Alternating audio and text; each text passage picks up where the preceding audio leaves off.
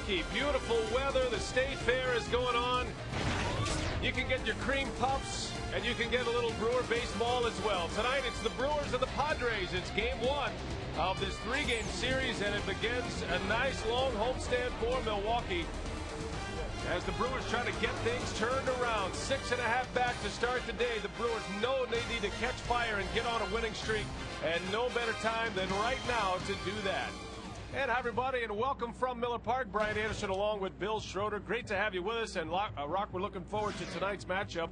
The Brewers and the Padres. San Diego took 2 out of 3 from Milwaukee the last time out. But here's a situation where the Brewers have a number of players in that bullpen that these fans haven't seen yet. Hey, got to introduce some of these guys, because when the Brewers left Milwaukee before that 10-game road trip, bullpen had really been struggling. It was a young bullpen, but since that time, 3 additions, 2 guys that can flat out blow the ball by hitters and fastball counts. Colomé and Vargas, both in the mid to upper 90s, both have pitched already, and both have done well. A couple of days ago, David Weathers added to the bullpen. You get some experience, you get a guy that can help Todd Coffey set up in the 7th and 8th innings. So a little bit a couple of guys that are really going to help down the stretch late in the ball game. David Weathers is a great pickup. And a former Brewer and a guy that is very comfortable here at Miller Park. Now, the 2 guys you certainly know, and the guys we're anxious to watch, is the first baseman matchup between Prince Fielder and Adrian Gonzalez, 2 of the 4 all-star first basemen this year in the National League. Yeah, both of them having big years, but, you know, Gonzalez was handled by the Brewer pitching staff fairly well in San Diego. Although the Padres won 2 out of 3, Gonzalez with only 1 hit, did not drive in a run in that series. The Brewers are going to have to do that again. Prince Fielder, on the other hand, a pretty good series. 4 hits. He also hit a home run and drove in 4 runs. So it could very well come down, hopefully this time, if Prince Fielder out-hits Gonzalez, the Brewers get some wins. And since both of these were regulars in the big leagues since '06, they are putting up monster numbers, among the best in all of baseball. Gonzalez and Fielder, a great matchup to watch. It's the first of 3. The lineups and the first pitch coming up next from beautiful Miller Park.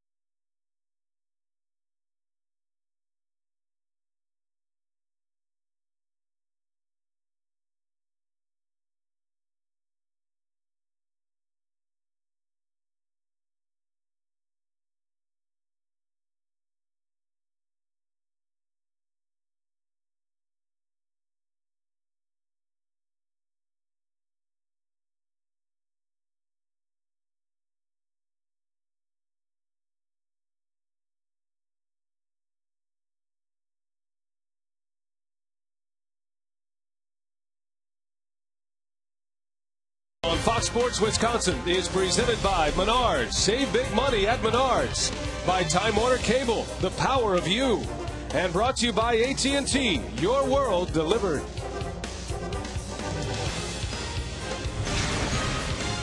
Loop, his last start against this club, didn't have a very good start. And then you go to L.A. against the #1 offensive team in the league, and he pitches great. So be nice to get him off on the right foot tonight. He's throwing that ball downhill and getting the ball to sink. He'll do very well. So.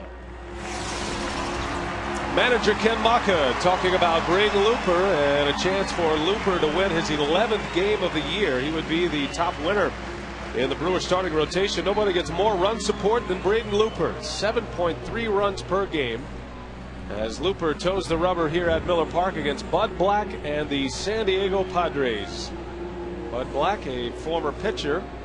They're coming in pretty hot, Brock. They've won 9 of 13. They took 3 out of 4 from the New York Mets in their latest series after a long homestand. Of course, they took 2 out of 3 from the Brew Crew. Yeah, they're starting to swing the bats much better. I mean, we're getting a little bit more continuity. Adrian Gonzalez has been there just about all year for him. You can see there's not much of a batting average. A 265 batting average leads this ball club, but they're starting to do all the little things right, and Bud Black has been playing some pretty good baseball. Got a lot of young guys who are hungry for jobs next year. As you see, Bud Black starting lineup for the Padres. It's brought to you by Subway. Everett Cabrera, David Eckstein, and Adrian Gonzalez at the top. In the middle of Bud Black's order, it's Chase Headley, Kevin Kuzminoff, and Will Venable. And then Kyle Blanks, Henry Blanco, and Clayton Richard rounded out. And the Piggly Wiggly scatter report on Braden Looper. You heard Ken Maka talking about his last start. It was a good one, 6 2/3 against the Dodgers. After 2 pretty rough starts, one of those against the San Diego Padres. He's got to keep the ball in the ballpark. He gave up 2 home runs against the Padres 2 starts ago. And Adrian Gonzalez, we talked about him on our open. He's had good success against Looper, 6 for 15 with a couple of home runs. Here's how the Brewers line up defensively behind Braden Looper tonight. Ryan Braun, Mike Cameron, and Bill Hall in the outfield. Casey McGee, J.J. Hardy, Felipe Lopez, and Prince Fielder around the horn with a battery of Jason Kendall and Braden Looper. Home plate umpire tonight is Brian Knight. Hunter Wendelstedt at first. The crew chief is Dana DeMuth. He's at second base. And Doug Eddings over at third. Set to play ball here on a beautiful Tuesday in Milwaukee. Just ideal weather conditions here tonight. The roof is open, the panels are open, and a good crowd expected on a Tuesday night. And the first pitch is in there for a strike, and away we go. Great time of year to be in Wisconsin for sure, with all that is going on here in Milwaukee. At the State Fair just down the road. Always a fun time in downtown Milwaukee. I hit the State Fair last night. I did. I heard you. Big fun. It was a good time. I was supposed to go, but kind of got wrapped up at home, unfortunately. Everett Cabrera leading off for the Padres. Had a game-winning grand slam home run Friday against K-Rod and the Mets as the Padres took 3 out of 4 from New York. Padres just coming off a long homestand, 10-game homestand. They took 2 of 3 from the Crew, lost 2 of 3 from Atlanta, and then nearly swept the New York Mets. And for the most part all season long, the Padres haven't been doing a whole lot well. I mean, dead last in the National League in batting average and runs scored. But as we've talked about, they're swinging the bats much better lately. Braun hauls it in for out number 1, and Taco Bell, who's hot. Braden Looper, you see the best record following a team loss, which is what Looper is doing here tonight. After the Brewers lost to the Astros 2-0 on Sunday, only Josh Beckett has a better winning percentage. Looper is 8-2, and the Brewers desperately needing a win tonight, and they are desperate for a winning, successful homestand. That's a lot of desperates there. It's that time of year. 6.5 back. The Cardinals have put some distance in that National League Central Division race. Well, there is still 2 months left, but yeah, you just can't continue to lose series and not be able to put together winning streaks if you hope to contend. It's getting late. David Eckstein batting in the 2-hole for Bud Black's Padres. Eckstein hurt the Brewers in San Diego. He had a couple of big hits in that 3-game series.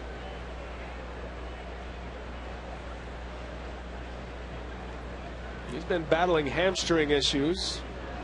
He just returned to the lineup, as a matter of fact, just as the Brewers were in San Diego, and he lines out into center field right at Cameron for out number 2.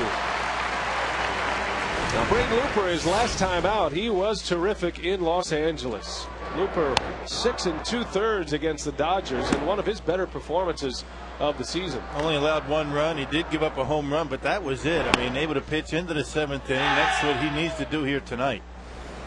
Very good series for the Brewers in LA, winning 2 out of 3. Doesn't get much better than that. Always the key to his success is limiting the walks. His last 2 starts, he's been able to do that. Well, he bounced back from one of his most frustrating games on the mound this year against the Padres to pick up the victory against the Dodgers. Looper and the Brewers had a 6-1 lead in San Diego when he matched up against the Padres on the 31st of July. In a game the Padres would come back to win. There's Adrian Gonzalez, 1 home run away from his 3rd consecutive 30-homer season. Model of consistency. Yeah, he got off to a tremendous start. Last couple of months have been a little bit down for Gonzalez. Opposition's not willing to throw him strikes when they can pitch around him. So much trade talk swirling around the all-star first baseman. Back-to-back all-star appearances for Gonzalez. He's a guy who plays every day. He played in all 162 last year, and he's played in all 112 this year.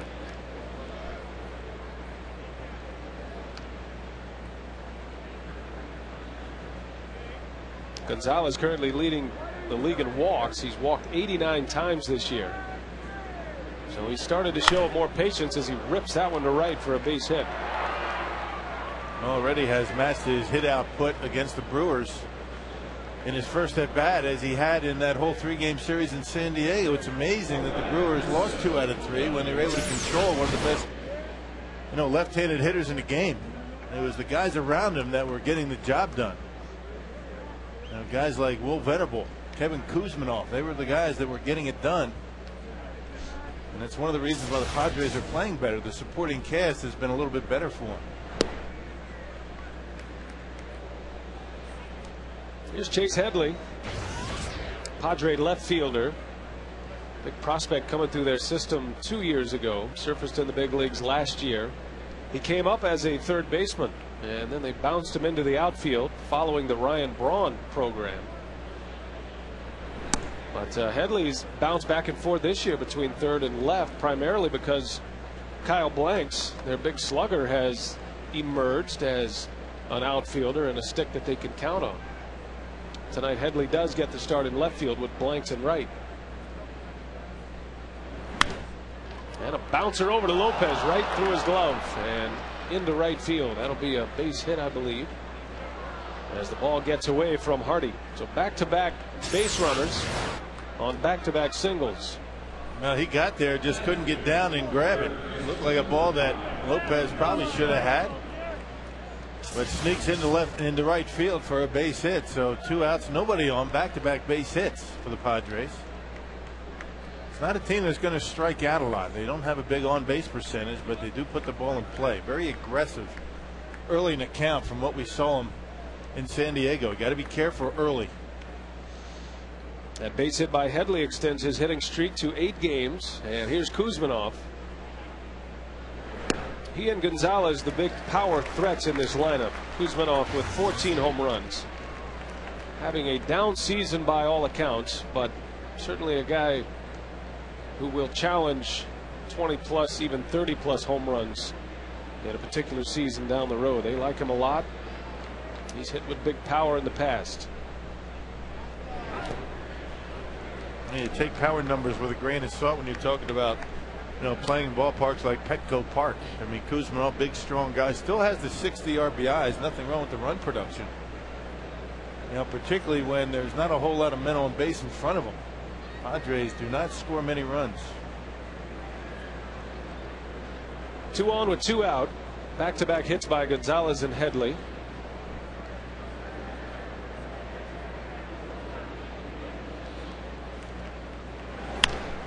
And a bouncer over to third. McGee's got it. He'll take the out the easy way, and the side retired. Scoreless first for Looper. Now we'll see Clayton Richard.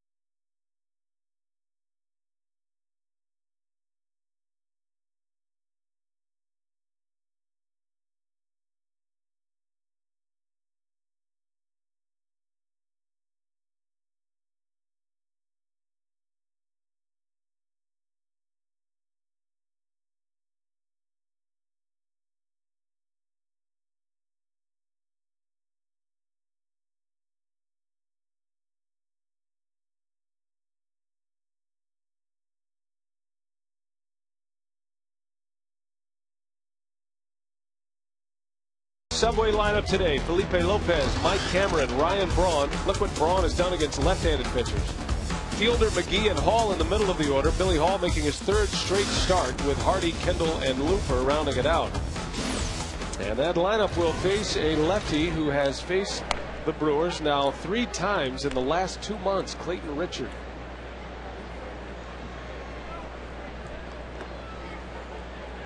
Richard pitching for the 2nd time against the Brewers as a member of the Padres. Lopez grounds out for out number 1. How about the Piggly Wiggly scouting report, Rock? Well, he already had one of them. I mean, 3's a charm. The first 2 starts against the Brewers, Richard only allowed 1 earned run. I mean, he's been outstanding against Milwaukee.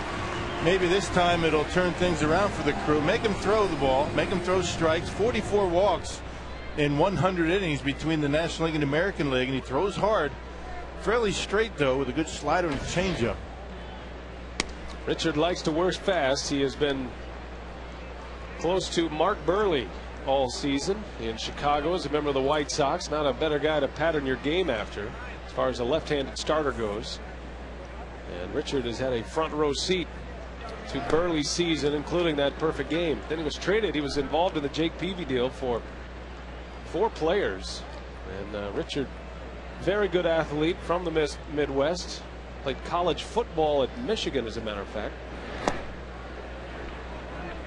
He was Chad Henney's backup at Michigan. And he decided maybe baseball's the way to go, and he made the right choice.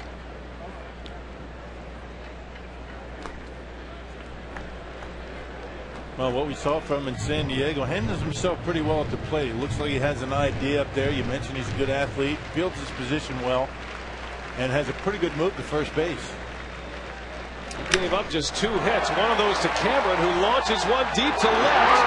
And that ball is gone. Mike Cameron with a home run. Never mind the slide, Cam. Keep on trucking. A solo homer for Cameron. And the Brewers are on top early tonight, 1-0. Well, talking about dropping the head of the bat on a low fastball. Wow, Cameron able to smoke one to left. Hit it hard. Question was it going to be high enough? Check this out. This is ordinarily what lefties do. Down and in. Just drops the head of the bat on it. Nice quick to the baseball. A rocket to left and barely able to sneak over that fence.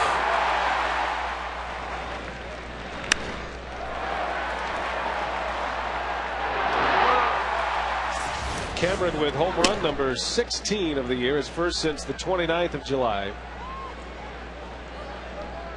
A line shot, a rocket off the facing of Friday's Front Row Grill. And it's a 1-0 Brewer lead here early tonight. Well, Ryan Braun quickly in a hole at 0-2. Coming off a good road trip, Braun hit for a .349 batting average. His season average is .319. Just the one home run, but had a lot of RBIs in that road run through his hometown of Los Angeles. Drove in 9 in the 9-game series. They covered 10 days. Yeah, he's been good. You know, after that first week after the All-Star break where he struggled a bit, he's starting to, you know, be the consistent player that we all know he can be. It's only about a 2-week stretch, a week to 10 days where Bronny was having a tough time. Right before and right after the All-Star break. Other than that, he's been solid. 22 home runs, 79 RBIs. We talked about Braun and how well he swings the bat against lefties. Third highest batting average in the National League against southpaws. .395 hitter against lefties.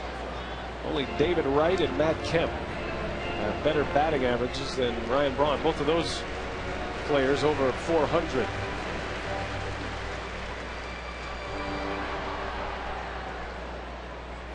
Braun sitting on a 7-game hit streak to start play today. Pops that one up. And it'll be Gonzalez to make the call and the catch. Out number 2. And speaking of hitters that have been very good against left-handed batters, you might not have the batting average around 400, but Prince Fielder has done an exceptional job against lefty this year. Batting average over 300. That's the kind of start that the Brewers were looking for on his homestand. Right there, Mike Cameron gave it to him. But on the board early. Clayton Richard gave up just 2 hits against the Brewers when he pitched against them as a member of the Padres, and Cameron had a double. Fielder homered off Richard. Matter of fact, Prince had a 2-run home run that chased Clayton Richard from the game back on August 1st. That was Richard's debut as a Padre. He was just traded the day before. He was cruising right along, had a 1-hit shutout going with 2 outs in the 6th inning before Fielder hit 1 out in San Diego and tied the game. And that was a blast into right center field.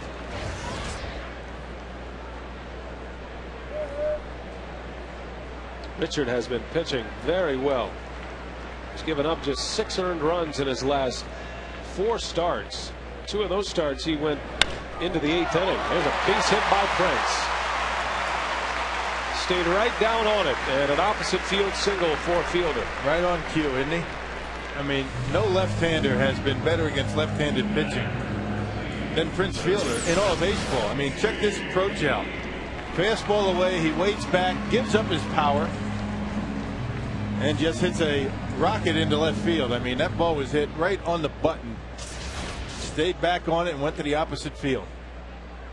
Pretty balanced spray chart for Fielder. That's been the big difference this year. The fact that he's going to the opposite field, and the fact that he is taking a lot of pitches. He's walking a great deal this year. He's having his best season. And even though he hit 50 home runs 2 years ago, as an all-around hitter, Prince Fielder feels like this is at the top of the list thus far.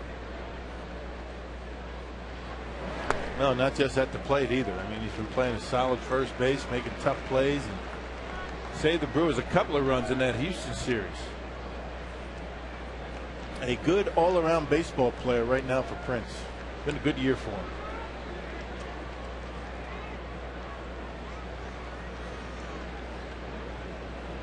Casey McGee with 2 outs. Fielder at first. Casey comes in batting .308. Has 9 home runs, 35 driven in.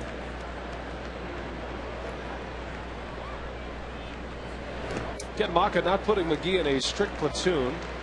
He does start every time there's a left-handed starter on the mound, but occasionally Maka will give him a start against a right-handed pitcher as well.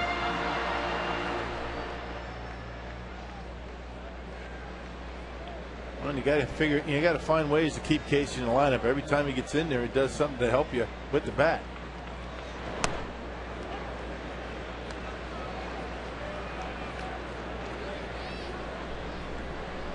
McGee still among National League leaders for rookies. Casey tops National League rookies in batting average as he takes ball 4. So a walk issued by Richard, and the Brewers have 2 on with 2 out. A run is in on a Mike Cameron homer. And Darren Balsley, the pitching coach of the Padres, making an early visit here at Miller Park tonight. Yeah, you got to be patient against this kid. I mean, he's had 7 walks in his first 11 innings in the National League, so you got to wait him out. Sometimes it's tempting to go after that high fastball. He wants you to swing at that pitch. He's got enough on it to get it by you. Cameron homered with 1 out. Fielder singled with 2 away, and McGee followed with a walk. So 2 gone with 2 on, and here's Bill Hall. Hall making his debut tonight as a right fielder at Miller Park. So the home team right fielder, as unfamiliar with his position than just about any right fielder. Might as well be a visiting right fielder tonight. He was out early taking fly balls and ground balls, seeing how balls bounced off the walls and what have you. Eckstein makes a nice play, and the throw in time to get the out. Terrific play by David Eckstein to win the inning. And the Brewers strand a pair. But Mike Cameron puts him on the board. Number 16 for Cameron, and it's 1-0 Brew.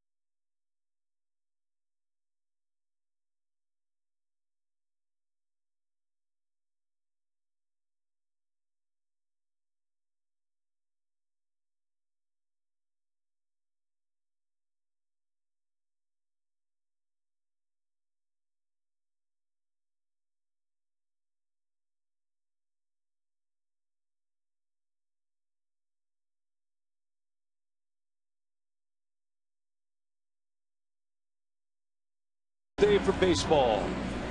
There's a look from the Harley-Davidson deck as you walk in beyond the outfield wall. In deep left center, Mike Cameron put the Brewers on the board with a home run, his 16th of the year.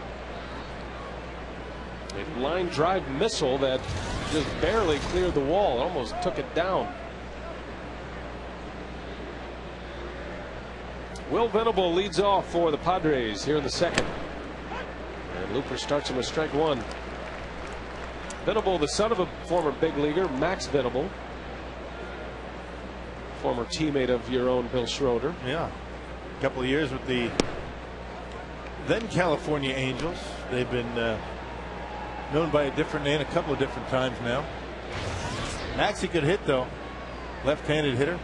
Any similarities you see between Max and Will? Max was about half the size of his son. Not sure how that happened. That one is well hit to right. Way back there. Billy Hall out of room, and Venable has homered. Venable with his 7th home run of the year. And the home run troubles continue for Braden Looper. And number 28 on the year allowed by Braden so far this year. And Max Venable likes Brewer pitching. A couple of home runs against the Brewers in San Diego. Got one Up in the zone, out over the plate, and Will Venable able to knock it out of here to right. Ken Maka talking that as long as Looper stays on top, pitches downhill, that means he's going to get good sink on his fastball. He did not do that on that pitch. Big Kyle Blanks rolls one to McGee, and there's the first out of the second inning. And he did on that last pitch to Kyle Blanks. That's why he was able to get the ground ball. Check it out, straight as a string. And Will Venable didn't miss it. A little bit easier to hit home runs here at Miller Park than it is in San Diego. Well, you know, the San Diego players love coming. Of course, they probably like going anywhere but San Diego to hit. Not that they don't love San Diego, but it's not a very good hitter's ballpark, at least a home run hitter's ballpark. Henry Blanco sends one deep to left. That one is way back. Braun at the wall, and that one is gone. A home run for Blanco. And just like that, the Padres take the lead. Henry Blanco only his 5th home run of the year. Unexpected power source in this Padre lineup. Well, this is the kind of way that they swung the bats against the Brewers in San Diego. They set a season high in runs one game when the Brewers are playing the Padres in California. That ball down and in, and Henry Blanco able to get it out of here just barely enough to left field. So 2 homers in the inning. The Brewers have surrendered 241 homers as a team this year. The most in baseball. Of course, Looper at the top of the list among individual pitchers. But you can see it from Will Venable. You're not expecting it from Henry Blanco. Venable with his 3rd homer of the year against the Brew Crew.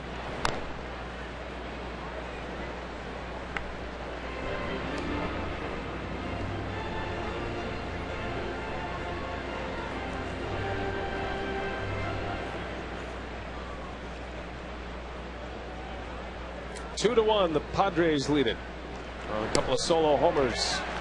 And Looper strikes out Clayton Richard. First strikeout for Braden Looper. Now follow the Brewers on your iPhone and iPod Touch with MLB.com @Bat 2009. That features play-by-play, video highlights, and live audio broadcasts. Visit Brewers.com on your iPhone or iPod Touch to purchase.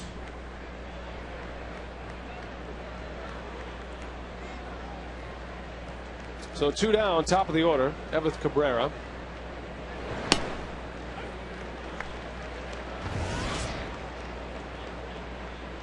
Cabrera popped up to left field his first time up.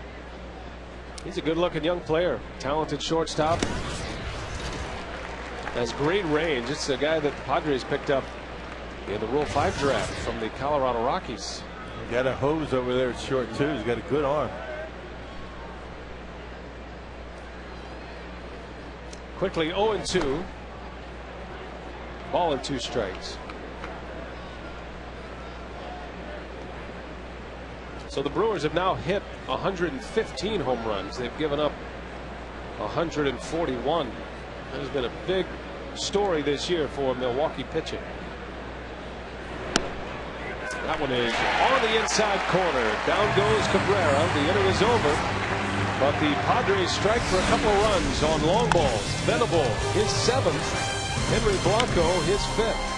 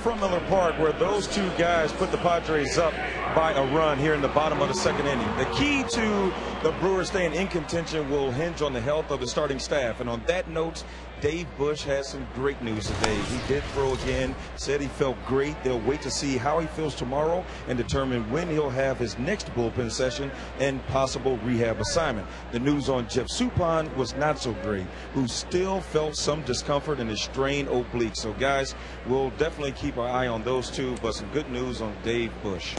All right, Telly, thanks for the update. And that will certainly come into play here for Ken Maka. I mean, the Brewers so thin anyway in their starting rotation, counting on those two to come back as soon as possible. As Hardy bounces one through the infield and a base hit for the Brewers shortstop. So already the Brewers have more hits against Clayton Richard than they did in 5 2/3 innings in San Diego. Now, it doesn't appear that he's throwing as hard tonight as he did back in San Diego. You had to figure he was pumped up making his first start for his new team. That was getting plenty of the plate up in the strike zone. J.J. able to find the hole up the middle. Well, it'd be nice to be able to get J.J. Hardy swinging the bat, get him hot.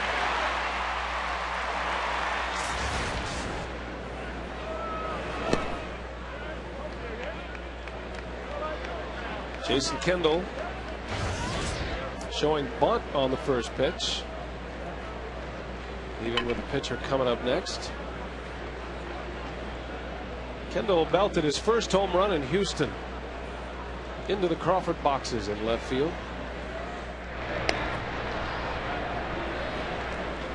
I talked to him before the game about his left wrist. He was hit by a pitch. He said it got him good, Rock. He said he thought he broke a bone there for a moment. He was able to stay in the game and lost some strength in that left wrist, but the day off helped him a great deal. He feels pretty good today.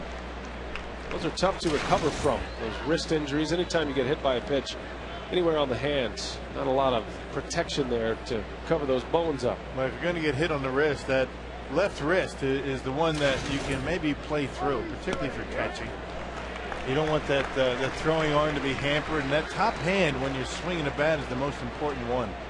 That's the one that allows you to stay on top and drive through the baseball. So at least the right hand got hit.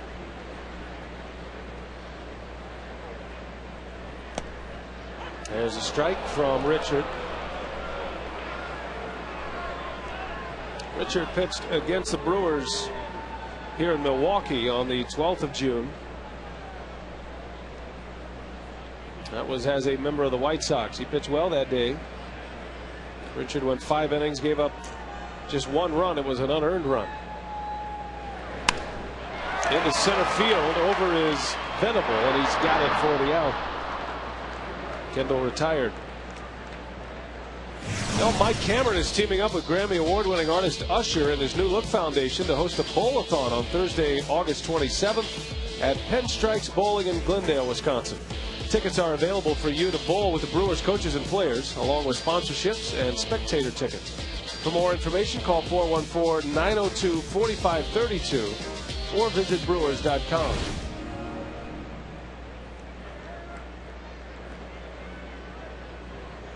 One gone here in the second. Hardy still at first. And here's Braden Looper. Looper gets a bunt down. The only play is first base, as Looper successfully executes the sacrifice bunt. Loop's been doing a nice job at the plate lately. Not only dropping down the bunts, but getting his base hits. He's handled the bat very well. Brewer pitching staff should be very pleased with what they've done at the bat lately. Looper with his 7th sacrifice bunt of the year, and he has been the guy leading the charge with the pitchers at the plate, which all started with his 3-hit game in Cincinnati. That'll get you going. That helps the average a little bit, and the confidence. That's what hitting all is. It's all confidence. I mean, if they didn't have the ability, they wouldn't be in the major leagues, but it's that confidence that you need, whether you're a pitcher up there at the plate or Prince Field or Ryan Braun. It's all about the confidence, knowing you're going to have a good at bat. Confidence such a big part of this game, and it's certainly a ball club that could use a big shot of confidence.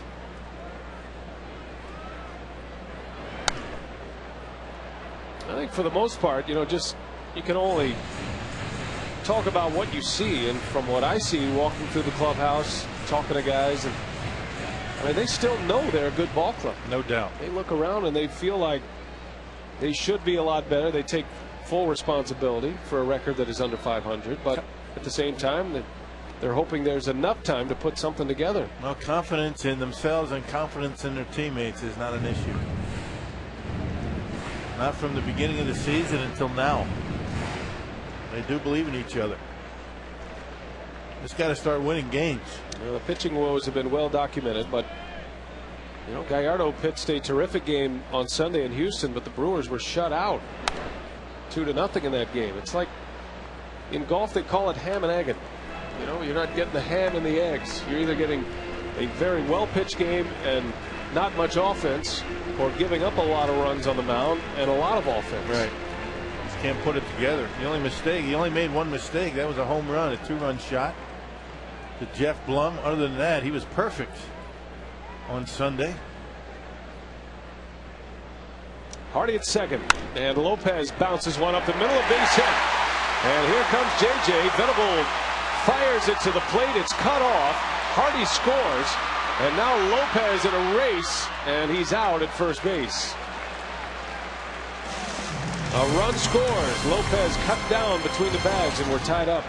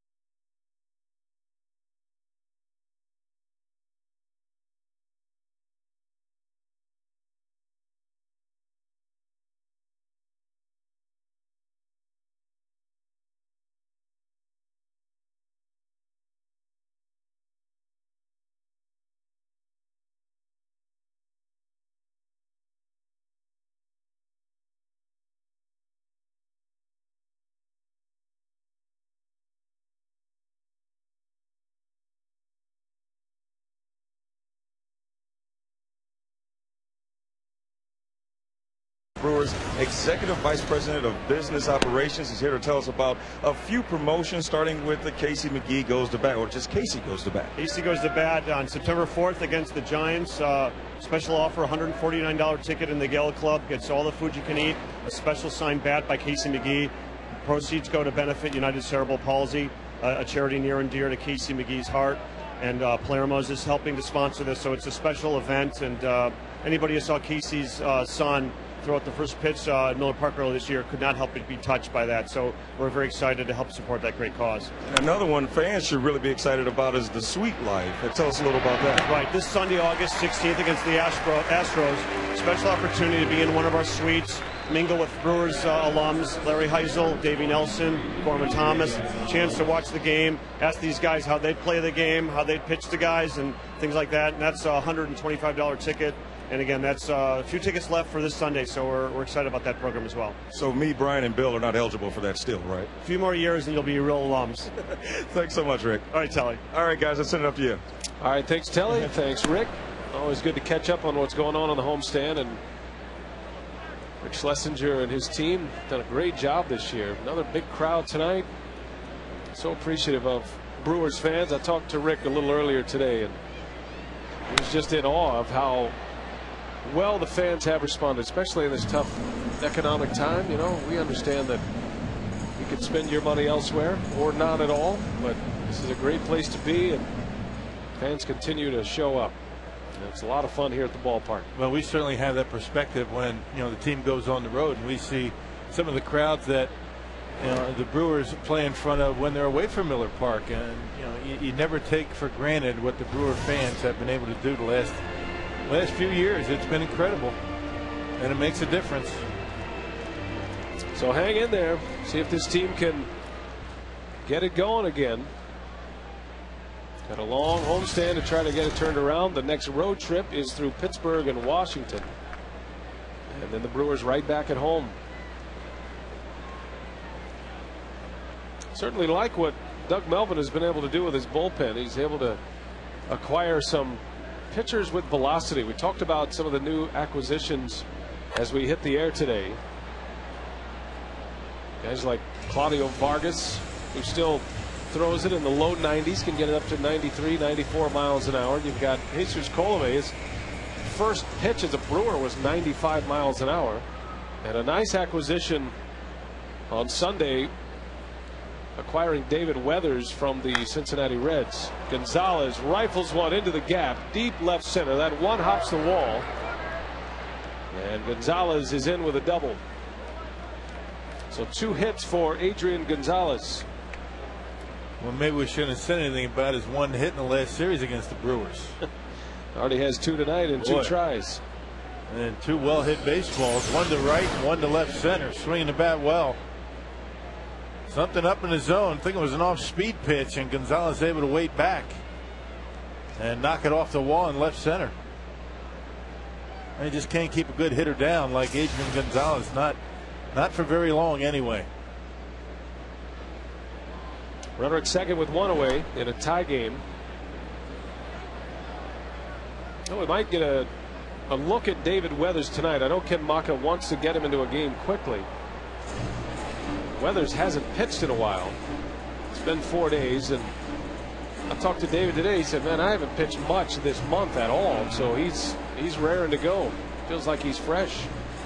Another veteran down in that bullpen. The Brewers sent Chris Smith down to the minor leagues. There's a guy that threw very well, but they had to keep Mike Burns because he has to make a start on Saturday.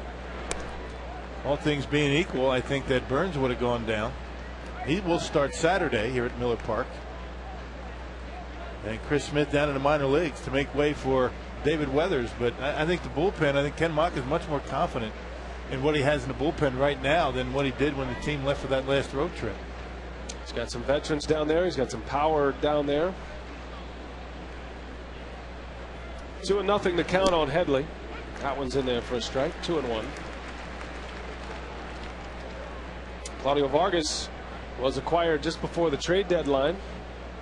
He actually arrived in a Brewers uniform in San Diego. Former Brewers starter back in the 07 season. Took something off, and Headley way out in front. 2-2 the count. Yeah, 2 of the 3 relievers have come back to Milwaukee. Both of them were Brewers before. Good split-fingered fastball by Looper that time. It was up in his zone, but he took enough off. Gonzalez at second. And Headley cues one off the end of the bat. Going to be a tough play. Hardy, no throw. No chance to get Headley. That was right off the end of the bat. So a double and an infield hit. 2 on for the Padres with 1 out. And that leads us to our carsoup.com email the booth question. Jennifer and Sheboygan. Bill, in your playing career, who was the best prankster? Bert Blyleven. That was quick. You want me to think about it? Bert Blyleven. Can you give us a couple of examples? No, I can't. Hot foot. The hot foots, yeah, some of those types of things. Some things that happened off the field that were fairly funny. I mean, nothing ridiculous. I mean, Bert always kept it clean. Bubble gum on the hat. A lot of stuff in the clubhouse, getting on some guys. But Bert was, I mean, he was known as a prankster with, amongst any team that he was with. Funny man. A lot of the stuff was at his own expense, making himself look like kind of a dork in a clubhouse, maybe dress a funny way or something. Wasn't afraid to make fun of himself. That's the funniest part about Bert. Yeah, still that way. Twins television analyst Bert Blyleven, and a guy who should be in the Hall of Fame, in my opinion, has put up the numbers to warrant consideration. I don't think there's any question about that. He belongs in the Hall of Fame when you consider all the numbers he's put up. That hit him. Kuzmanov drilled by a looper fastball. And just like that, the Padres have loaded the bases here.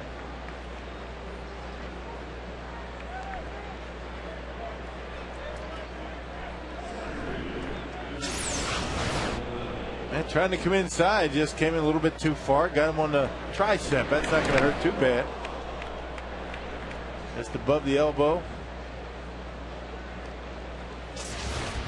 Now you got one of the biggest Brewer nemesi. That's right. In the league. This guy's been wearing out Brewer pitching. Nemes hombre. Venable, 3 homers this year against Milwaukee. He's hit 7 for the season, and 3 of them coming against the Brewers. He's homered in consecutive games in San Diego. Good looking young talent, Will Venable. Center fielder. He has good speed, a good arm, and starting to get comfortable at the plate as a big leaguer. He was a basketball player in college. He played at Princeton. Matter of fact, the Padres have 2 players that played basketball at Princeton. Chris Young, the other. Got a chance for 2 here. Got to hurry, though. The turn by Lopez just in time to get him. And the Brewers cut down the speedy Venable. 6-4-3 double play, and Looper is out of the inning. Quick.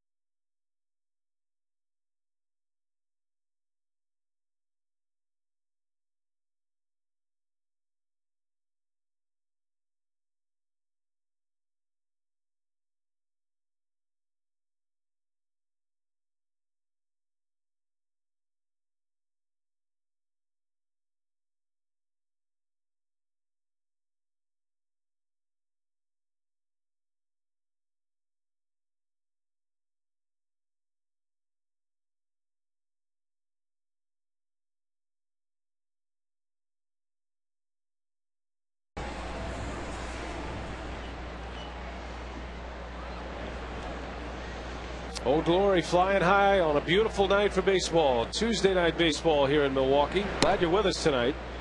All tied at 2 as we head to the bottom of the 3rd. Brian Anderson with Bill Schroeder, Telly Hughes, Craig Kashan, Davey Nelson, our great crew here in Milwaukee.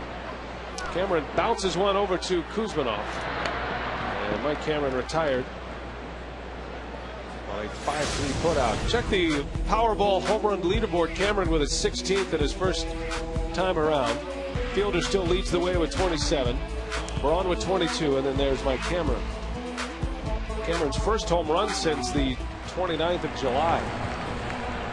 Team home run number 115. Brewers among league leaders in that category.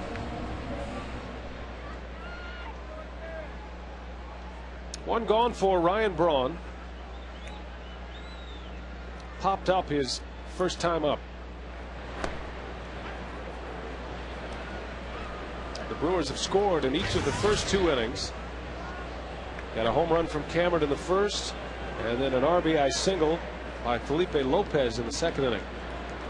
That was a 2-out hit in the second. That tied the game.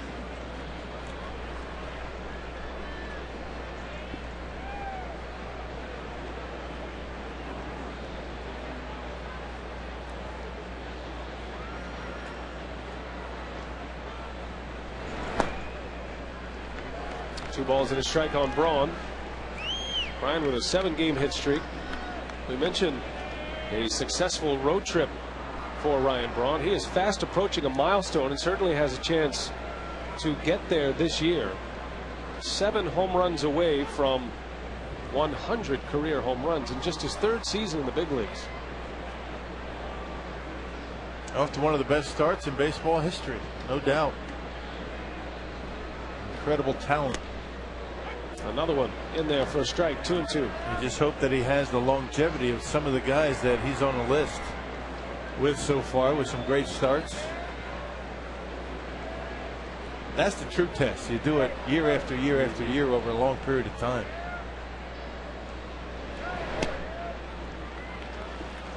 Now Braun ranks among National League leaders in hits, where he's 3rd, total bases where he's 3rd. He's 3rd in extra base hits, multi-hit games. He's 6th in the league in RBIs to start the day at 79. And down he goes on strikes. Richard stayed away from him and picks up his first strikeout. 2 up, 2 down in the Brewer 3rd inning. Well, fans on Sunday, first 10,000 fans 18 and older will get a Kalahari Resort VIP savings card and a Bernie Brewer title towel. Kalahari Resort, the official water park of the Milwaukee Brewers. Here's Prince Fielder with 2 away. Singled off Richard his last time up. Shot one to the opposite field. Fielder has handled left-handers well. He homered against Clayton Richard on the 1st of August. Prince now batting .306 against lefties this year. Actually a better batting average against lefties than righties. You know, last season, Rock, he hit .239 against left-handers, and he had 10 homers and 35 ribbies. This year, .306, 11 homers, 37 runs batted in. And you can attribute all of it to his walk totals this year. He's only swinging strikes for the most part anyway. You can see the differences, different splits for Prince against right-handers and left-handers. That's pretty good for Prince. Excellent, as a matter of fact. And the power numbers against lefties in about 1/3 of the at-bats. So really doing damage. And usually, especially as you get into the middle of a game or late in a game, Fielder's going to see the left-hander no matter what. And typically it's in a situation with men on base. But he's been able to do some damage against lefties all season, and he's on the doorstep of 100 RBIs. He has 98 to start the day.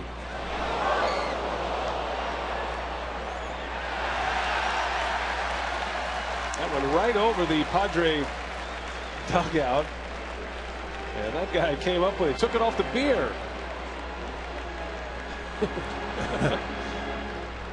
I tell you, that was a rocket. I mean, everybody's standing up hoping that everybody's going to be all right. The guy had it in his hand. That was a nice catch. If you don't have a glove on your hand, you use the beer bottle. Might have hit something, maybe the body, then he grabbed it, but still in all, he's got the baseball and he's got the beer. What could be better?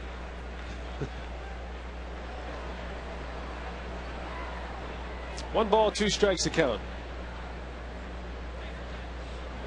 And Fielder lines one left field. That one is well hit. And back is Headley, and he makes the catch for the out. Boy, Fielder put a charge into that one.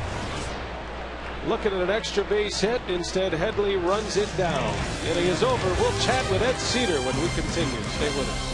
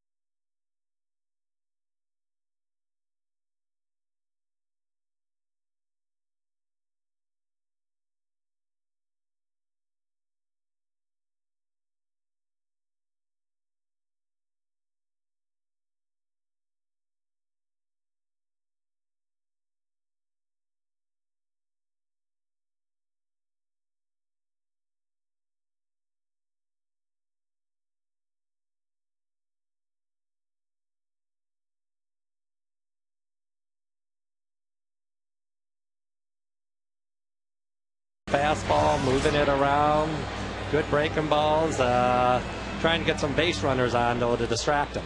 Eddie, how would you rate the confidence level of the ball club at this point? Very good.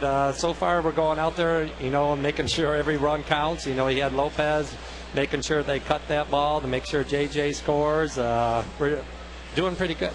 It's amazing to watch Prince Fielder on a daily basis. I mean, that rocket he just hit the left field, he's made such a marked improvement against left-handed pitching this year. Oh, yeah.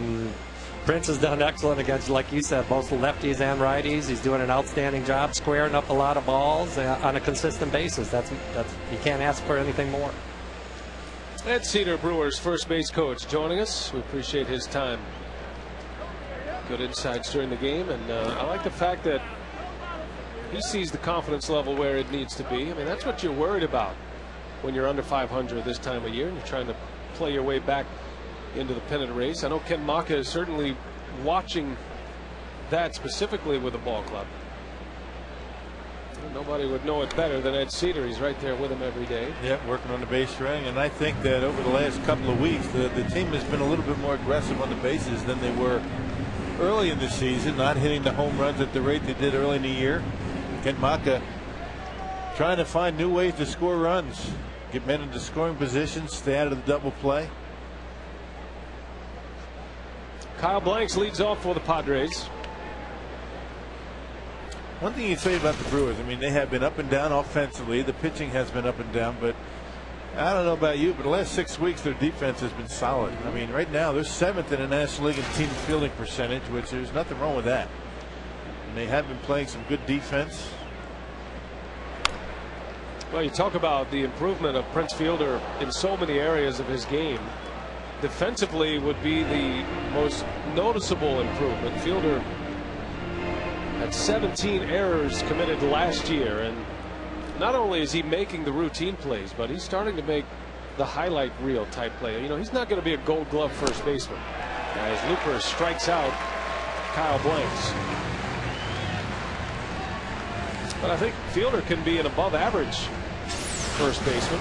And if he continues to improve the way he did from last year to this year, there's no reason why he could not. That leads us to our Aflac trivia tonight. Which Brewers closer has the best career save percentage? And you have to have a minimum of 50 saves to be on this exclusive list, which excludes Trevor Hoffman. Henry Blanco up there hacking again. He homered on the first pitch he saw from Looper in the second. This time Looper put a wrinkle on one. Blanco with only his 5th home run of the season.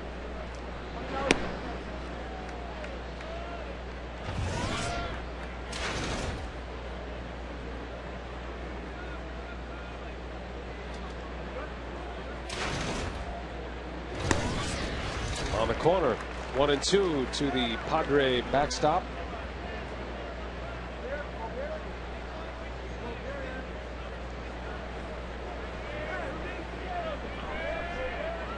You a bird guy, Rock?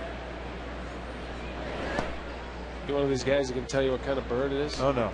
No. Now, if there was a fish flopping around that outfield, you'd be all over it. Exactly. No, I haven't done much bird watching in my day. Lopez makes a nice play. Blanco is retired. 2 gone here in the 4th. How about you? No. No? No. I mean, nothing wrong with birds. Nice looking bird. A nice job by Lopez, shading up the middle, able to make the play. Blanco, as you would imagine, as the catcher, does not run all that well.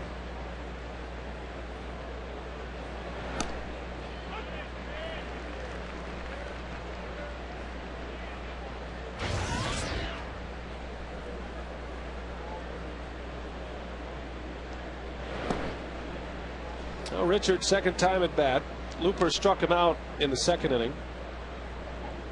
Looper now with 3 punch-outs. Got to be careful with this guy. He hasn't hit much because he's been in the American League, but he's a big, strong guy, and he takes swings like that. He's 6'5", 240. Yeah, he's going to run into his share of baseballs. I mean, he does take a healthy hack, and he's strong, as you mentioned. Big, tall kid. Good leverage. If he gets a hold of one, he's going to give it a pretty good ride. From Lafayette, Indiana.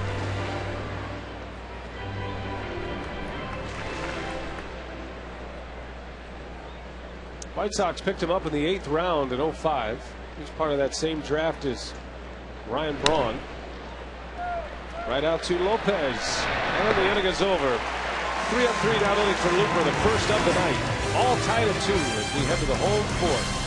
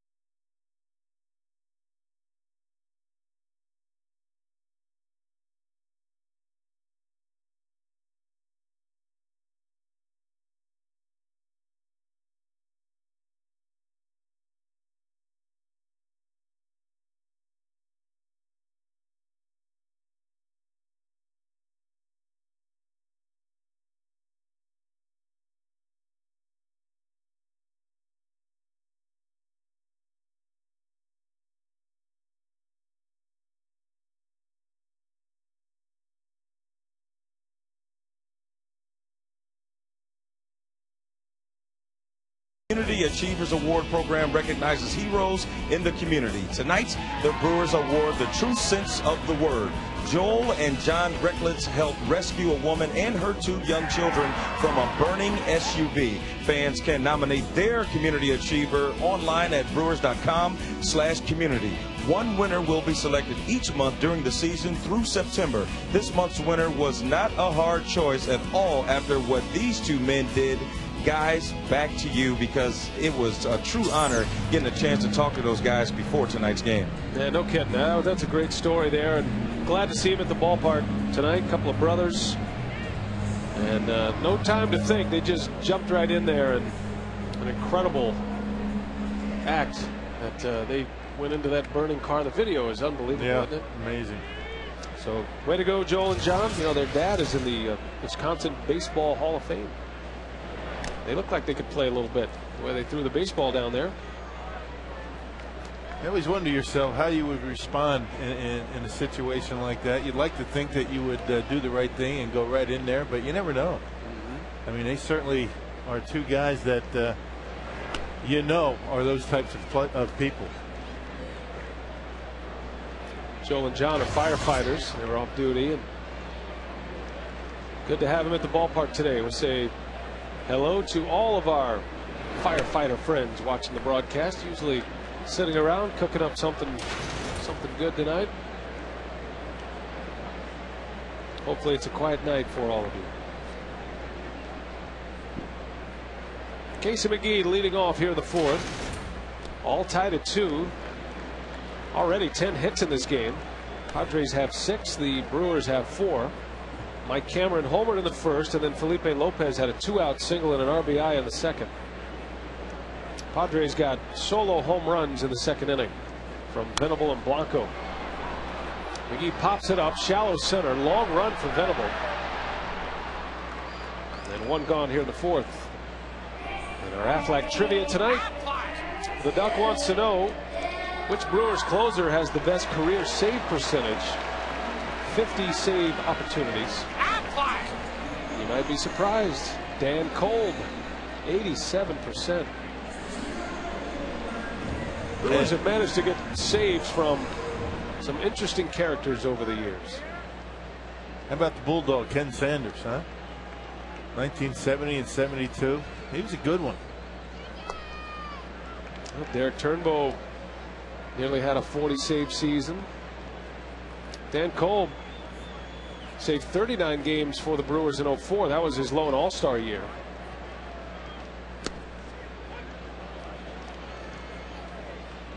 There's David Weathers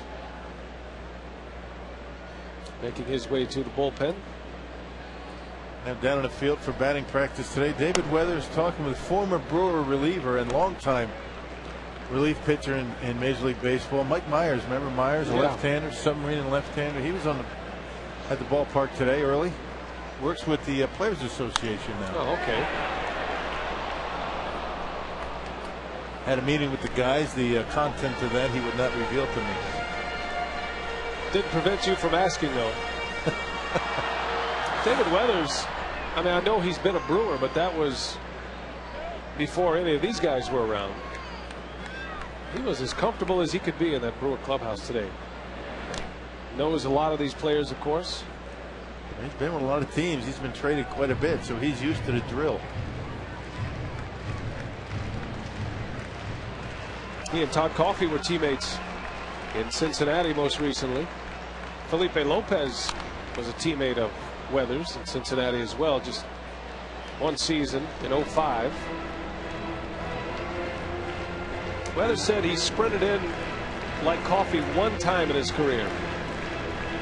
You know Coffey's patented sprint onto the mound, right? Well, Weathers gave that a try, and he said he walked the first batter on 4 pitches. He said, I'm never doing that again. Gassed. He was completely gassed. Not many guys can do that. I don't know how Coffey does it. Yeah, well, that's his way of getting ready. Remember back in the 70s, they had the golf cart to bring the guys in. Yeah.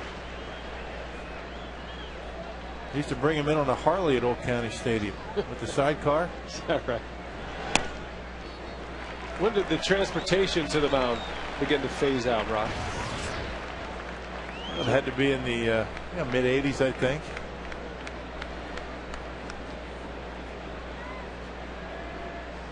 3-2 to Billy Hall, and down he goes.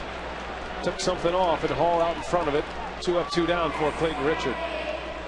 Well, time now for this week's U.S. Cellular text to vote question. Who is the best closer in Brewers history? You can text your answer to short code 234-234.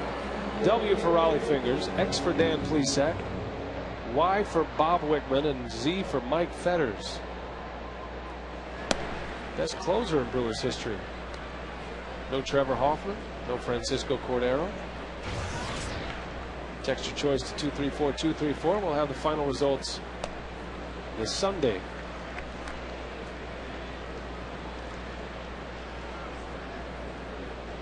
J.J. Hardy with 2 gone. Richard has retired 5 in a row. You know, I'm thinking about that question. When did the optional transportation from the bullpen? I think that was really in the early 80s. That was a 70s thing, I think. Before your time? Yeah. Yeah. Do you ever remember any kind of vehicle delivering a reliever to the mound in your time? Yeah, the Harley.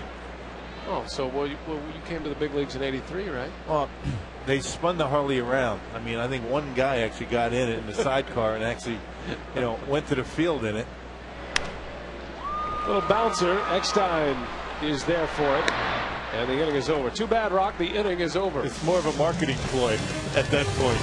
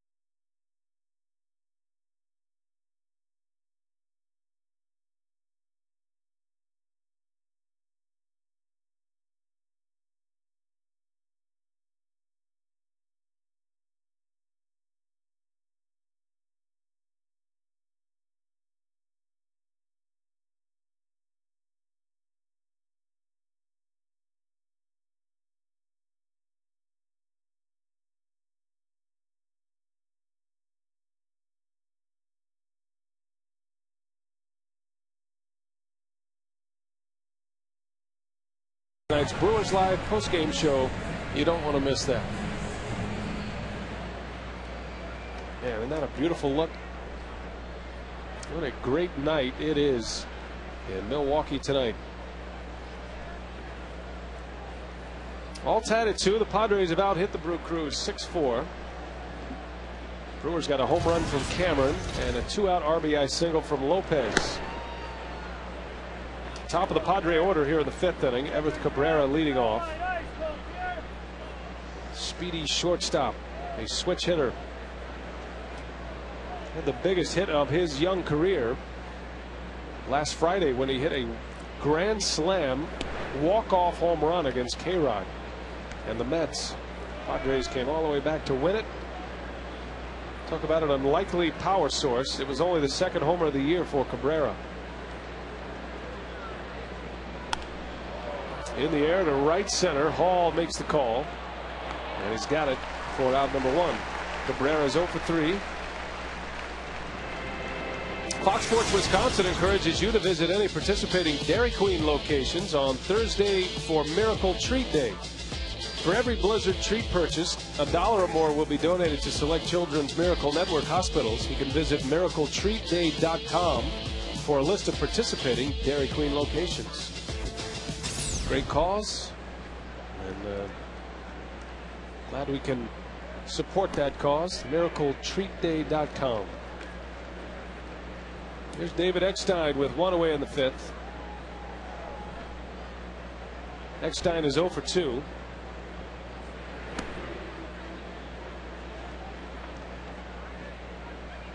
The choke-up artist, David Eckstein. Always has been one of the toughest to strike out in all of baseball. A pesky hitter, a pesky player. It's amazing that guy played as long as he did his shortstop, and really not much of an arm. He was able to get rid of the baseball very quickly and always very accurate. Knew how to play hitters very well. What you would call an overachiever. Worked hard. Still does. The hardest batter to fan in all of the National League. There's another guy that you could possibly throw all those accolades at. And both of them have done some of their best work in the postseason. Next time, the World Series MVP. Of course, Craig Counsell's got a surprisingly strong arm. He doesn't show it off all the time, but when he needs it, that's one of the things that I was impressed with Counsell. His first go around with the Brewers, his arm strength at shortstop. You know, you play him only 3 times. You know, on the road, you go into the Diamondbacks, you go to Florida, you watch Counsell. He doesn't really pop out at you as having a big arm, but he can make some good throws and has a good throwing arm. That one is into left. Ryan Braun giving chase, hooking. And Braun makes the catch. Boy, what a play. Ryan Braun makes a great catch with the wall nearby. How about Eckstein giving that baseball a nice ride? Braun able to grab it in foul territory. Able to make the catch right in the corner down there and left. How about Eckstein? Nearly hit one out of here. Oh, what a great view that is. That's a nice play. So 2 up, 2 down for Looper, retiring his former teammate David Eckstein. And what makes that play even better is the fact that, you know, Brawny wasn't playing on the line. He was shaded out toward right center or left center a little bit because you don't figure Eckstein to be pulling the ball.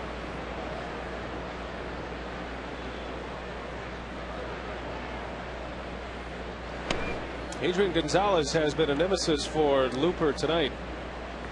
The 3 and 4 hitters in this Padre lineup combining for 4 of the 6 Padre hits. Gonzalez a single and a double.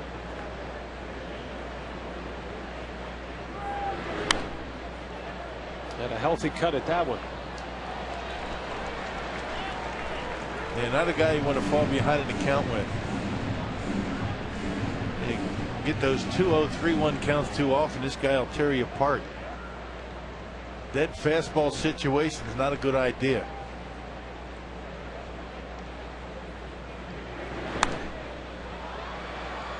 And might have got away with one. 2-2 the count. As soon as Looper let that pitch go, you could tell it wasn't where he wanted it. Yeah, right down the middle, you mean? Kind of slapped his thigh as Gonzalez fouled it away. 90 miles an hour right down the middle is not exactly where you want it. Middle is not a good spot, is it? No. 2-2.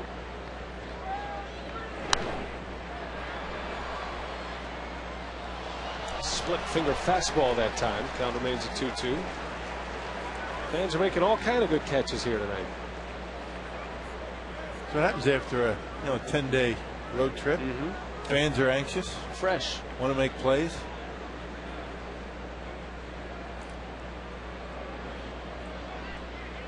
Looper deals a 2-2 and a bouncer. Lopez cannot get it. A base hit. So Gonzalez with his 3rd hit. Lopez had Gonzalez shaded to pull. He was deep in the hole between 1st and 2nd. Otherwise, that's a routine ground out. Got to be a little bit concerned. Watch the way Lopez pulls up here. Hopefully, he didn't stretch that hamstring out.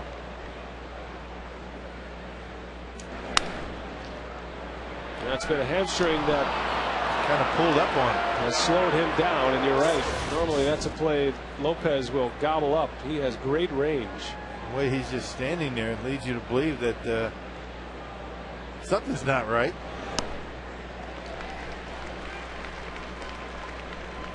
That's a play ordinarily going to see Lopez leave his feet, try to dive, because he would have had time to make the play. We'll see. Lopez has had trouble with both hamstrings this year. When he first came to the Brewers, he had a little tightness in his hamstring in his second game. He missed 3 days, 2 games. And we really haven't seen him run much at all since he's been a Brewer. That's part of his game. He's a fast player. He's got a lot of range. See him try to steal a lot of bases. And when you get those hamstring pulls or tugs, I mean, they last a while. The only thing that will cure something like that is a lot of time off, which he doesn't have right now.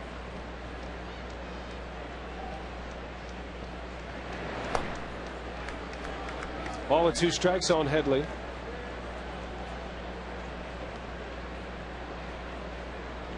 Headley reached on an infield hit his last time up. He cued one right off the end of the bat. It was a split finger pitch from Looper, and a good one. But Headley able to dribble it out in the infield for a hit.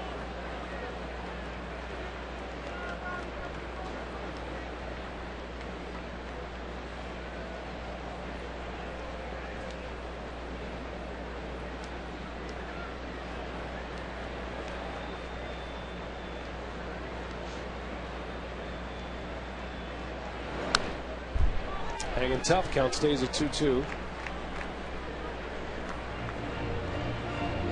Headley's going to be an interesting guy to watch. You don't see many young hitters come up to the big leagues and bounce from position to position, especially bounce back to their original position.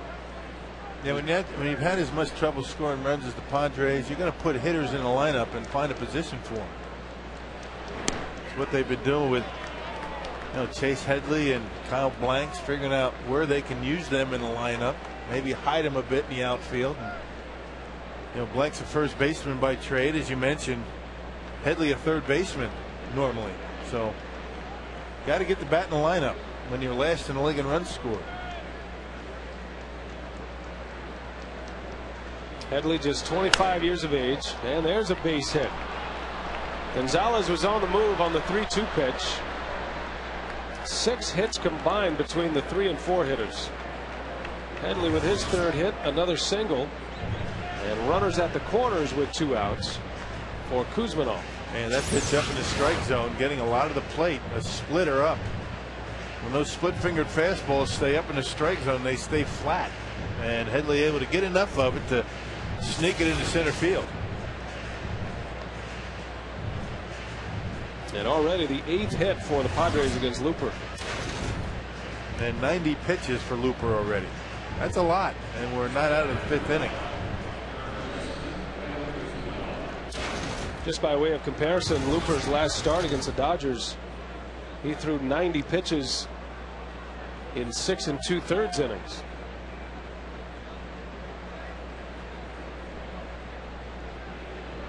He's at 4 2/3 here, trying to get through this 5th. All tied at 2. And Kuzmanov takes a ball.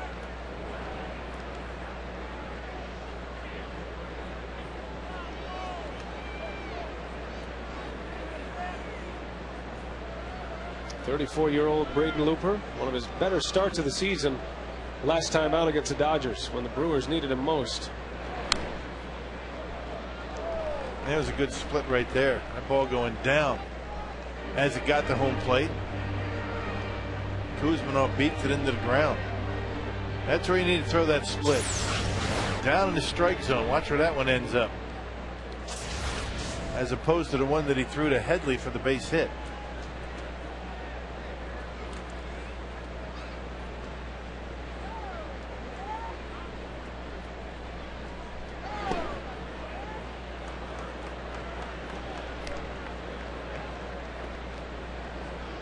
Kuzmanov with good power. Had 23 homers last year, drove in 84 runs. Home run numbers down a little bit this year, but still with 60 RBIs. 2 balls and a strike. Runners at the corners for the Padres in a 2-2 tie. And a bouncer, and that's a base hit. A run is in. 3 straight hits, and San Diego has a 3-2 lead here in the 5th. With 2 outs, nobody on, you figured Loop was going to have an easy inning, but 3 consecutive singles. All seeing eye base hits. I mean, nothing hit all that hard, but they've been able to place them pretty well. Fastball up in the strike zone. Loop's getting a lot of pitches up today. That ball about belt high and able to sneak it into left field for an RBI. And here's Will Venable chasing the first pitch.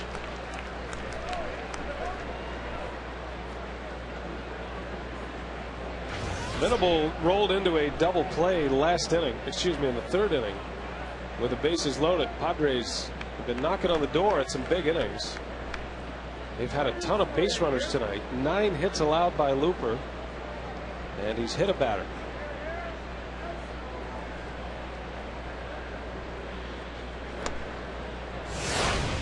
Back in the 2nd, Venable put the Padres on the board with his 3rd home run of the year against Milwaukee. His 7th overall. It was a leadoff homer and one of 2 solo home runs in the inning. Venable and Henry Blanco go deep.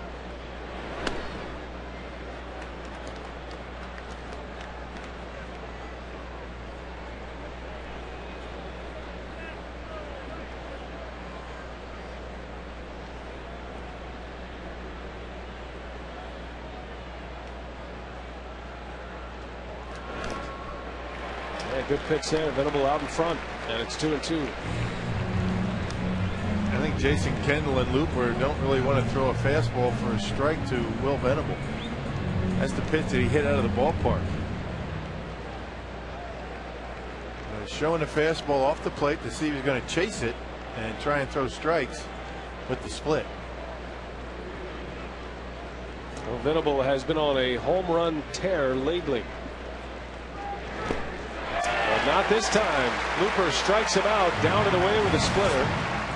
And Venable strikes out. The Padres, however, score a run, and they lead 3-2 at Miller Park.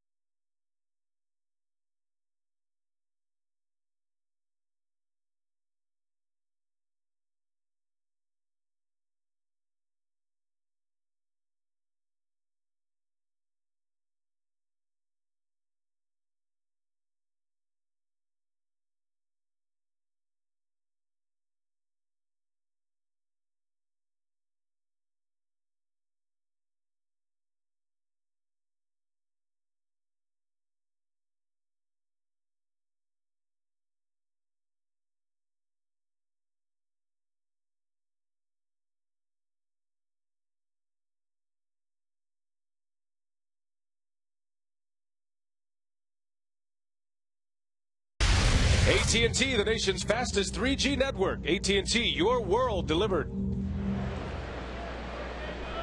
Under the lights at Miller Park, the roof is open tonight on a nice, comfortable evening here in Milwaukee. The Brewers are down 3-2. Bottom of the 5th, Kendall leads off. Clayton Richard has locked down the crew the last 2 innings. He's retired 6 in a row with 2 strikeouts after the Brewers scored single tallies against him in the 1st and the 2nd.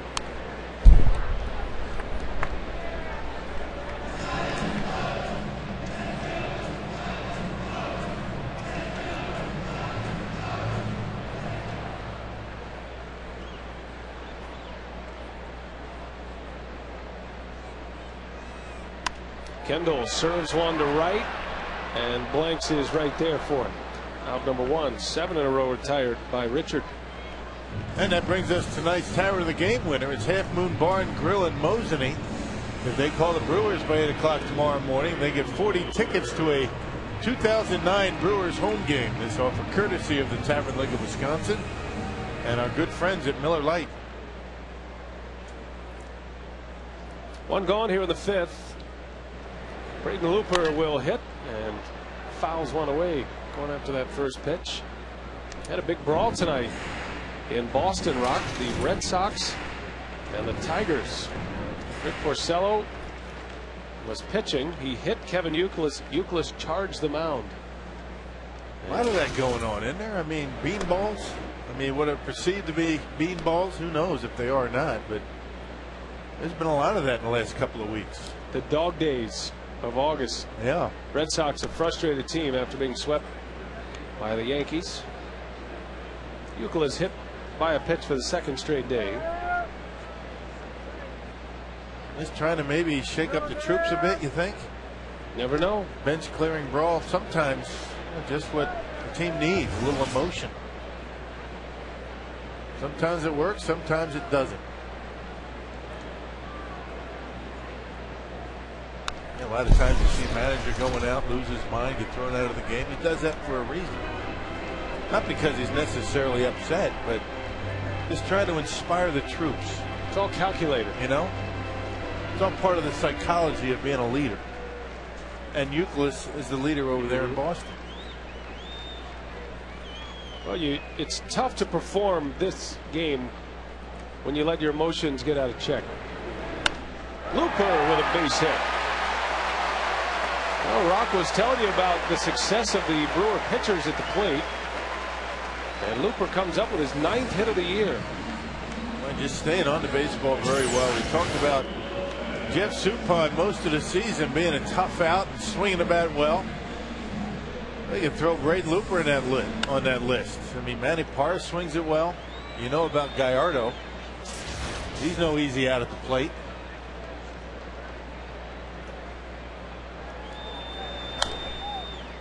Now Lopez, we were keeping an eye on him between innings, and really didn't show much. Matter of fact, didn't even meet with the athletic trainers. He didn't meet with the strength coach, Chris Joyner. So whatever he felt, the Brewers not concerned enough to take him out. There's a bouncer back to the mound, a low throw dug out of there by Cabrera. Boy, was that some kind of play by the Padres shortstop. Boy. Now they calling him out. Dana DeMute, the crew chief, called him out at second base. Looked as though he was bobbling the baseball and left the bag. Pretty close. I mean, if you're bobbling the baseball, you don't have control of it. As your foot's on the bag, it's not an out.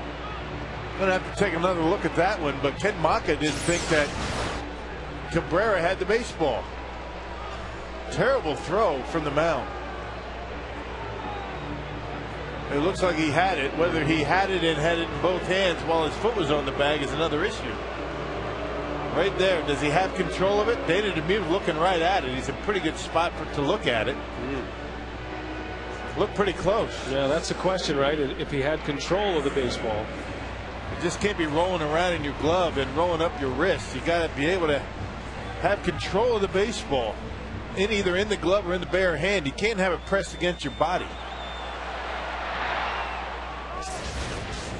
Well, out is the call from DeMute, and 2 gone in the inning for Mike Cameron. And it was a good thing that Lopez apparently okay with that leg, because he was getting down the line pretty good.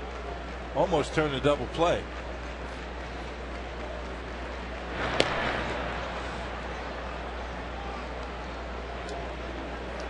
The Brewers down a run.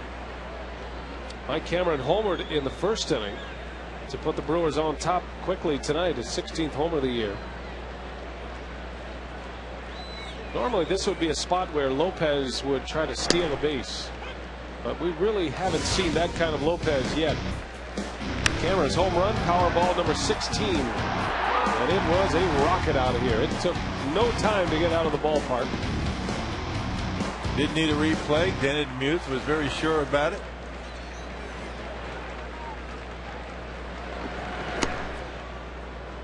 Yeah, Lopez doesn't have much of a lead over there. It doesn't appear like he wants to even think about running. Still not 100%. Plus, you know, Richard's got a decent move over there at first base. 2-1. Cameron takes away 3 balls and a strike. Ryan Braun is in the on-deck circle. Lopez has only attempted 1 steal as a Brewer. Unsuccessful. I want to say that was the first day he was here. That one is hit into right. And Blanks has room with 2 outs. That's the inning. So a 3-1 pitch ends up as an out. Richard out of the inning. 3-2 Padres.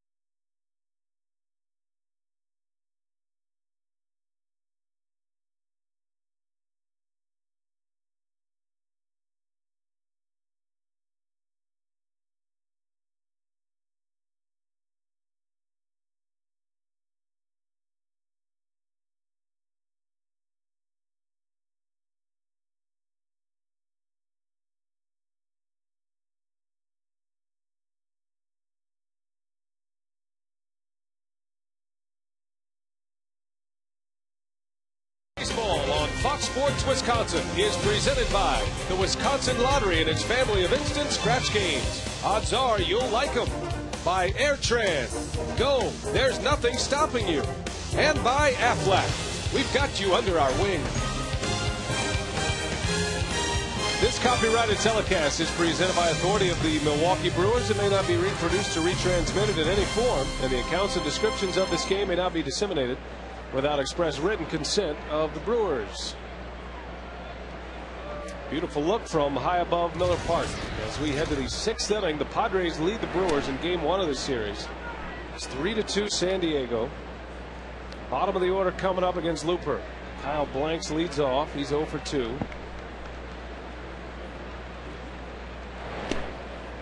Blanks, Blanco, and the pitcher spot. Clayton Richard due up. Milwaukee put some early offense together against Clayton Richard, but he's locked him down since. Blanks gets jammed, and a backhanded pickup by Hardy. Long throw, not in time. Well, just hitting him in the right spot, aren't they? The Padres tonight. Nothing hit all that hard, but they're putting him in a pretty good spot. Well, Rock, the Brewers will be hosting a final block party of the year this Saturday at Hart Park in Wauwatosa. Come out and see the Brewers coaches and players, along with Bernie the Brewer, Clements Racing Sausages, along with food, prizes, and autographs. For more information, check out brewers.com. Say hi to Teddy Warner and the gang. Doing a great job with the block parties. It was good to see Corey Hart, the shot of Corey Hart there at the block party. He looks pretty good. Yeah, Hart returning to the ball club today after emergency appendectomy surgery. That was in San Diego, by the way. Yeah. And Ken Maka and Corey Hart wanted to make sure that we issued our thanks. And the Brewers family wants to thank the Padres for taking such good care of the Brewers all-star outfielder. Remember, the Brewers were on their way to Los Angeles, so the team left Corey Hart in San Diego, and then the athletic training staff and the team doctors of the Padres kind of took over and helped him through the process. But he looks good. He just feels as though he's a little bit tired, a little weak, as you can imagine, after surgery. I talked to Corey, and he said he'd be willing to come up for an inning maybe sometime this week. Yeah, that'd be great. Talk with us. I'd love that. We have to run it through the channels, you know. I mean, we're not able to make those decisions on our own. I mean, there's a ton of people that have to sign off on that one. Well, if we start now, maybe we'll have him by the end of the homestand. See, I said that I'd get Brian on it because you can expedite that kind of thing. Oh, yeah. Love to have Corey Hart. I think you need to take the ball on that one, Rock, and run it right up there to the ivory tower and make it happen. I'm not even going to take it to the ivory tower. You're just going to plug him in. Plug him in. Sometimes it's better to ask for forgiveness than it is for permission. That's the truth. Not all the time. I think I might run it by Gord.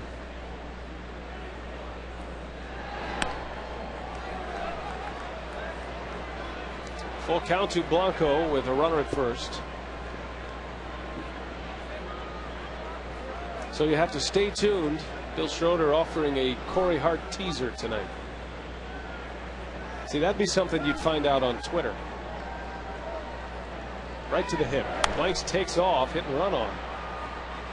It's possible. We're not sure yet. I mean, as we said, we have to run it up the flagpole, see who salutes it.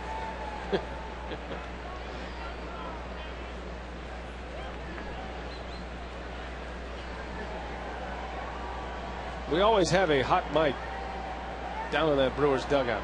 Players know at any point they can just come by and chime in. It's kind of like a confessional. Blanks takes off again, and Blanco with his second hit of the game. So Blanks running on the 3-2 pitch. And all of a sudden the Padres from the bottom of their order have 2 on with nobody out. And Braden having a tough time keeping the baseball down in his zone. That pitch, another pitch upstairs. And Ken Mock always says the key to Looper's success is to stand tall, pitch downhill, and good sink down in the zone. That one belt high, and although Blanco didn't hit it all that sharply, sounded like he got it on the trademark just a bit. Because it was up, able to find a hole. You get that ball down, it might be a double play. Of course, even the ground balls seem to be sneaking into the outfield tonight for the Padres. San Diego has 11 hits tonight. And they have had at least 2 runners on base in every inning but the 4th. That was Looper's lone 3-up 3-down inning. Richard gets a bunt down. Kendall's on it. Fires to third. And that one is into the outfield. A run is going to score. Blanco will stop at third base. And a costly error by Jason Kendall. They had him at third base easily. Jason rushed his throw. He threw it off balance, and Casey McGee not able to handle it. Jason bounced out. See how far away from third base the runner is, and Jason very quickly gets there, maybe thinking about a double play, but the throw not even close. The run's going to score. That'll be an error. E2 on Kendall. Probably won't even be a sacrifice. Fielder's choice for Richard, and an E2 allowing Blanks to score. And second and third for the Padres with the top of the order coming up. Brewers will go ahead and walk Everett Cabrera just to set up the possibility of a double play with Eckstein. 4-2 San Diego.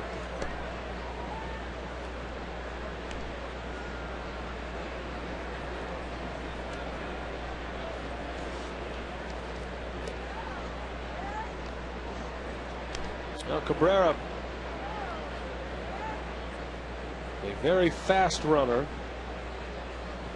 He's the worst kind of guy to bat in a second and third nobody out situation. He makes a lot of contact, and Maka's going to give his club a chance to get 2 outs with 1 swing of the bat and try to avoid the big inning.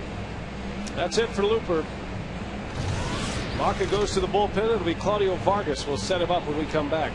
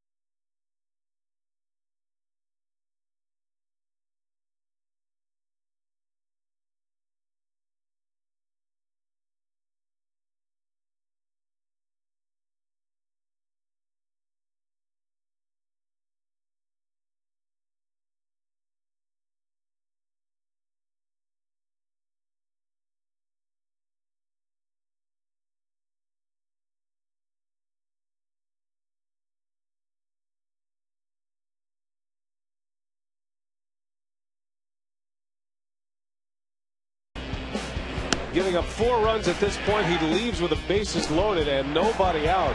Costly error defensively by Jason Kendall. Looper 5+ innings, surrendering 11 hits tonight to the Padres. 1 walk and 4 strikeouts. Remember, the Padres had their highest hit total of the year against Milwaukee in San Diego. That was a 17-hit game on the final day of July. So Maka makes the move here, Rock. He's going with Claudio Vargas and hoping for an opportunity at a double play ball. Vargas got to keep the ball down. He certainly has the velocity that Ken Maka likes to see out of the bullpen. Low to mid-90s with a fastball. It's one of the biggest upgrades that the Brewer bullpen has got since Brewer fans last saw him in Milwaukee. Velocity out of the bullpen to complement Todd Coffey.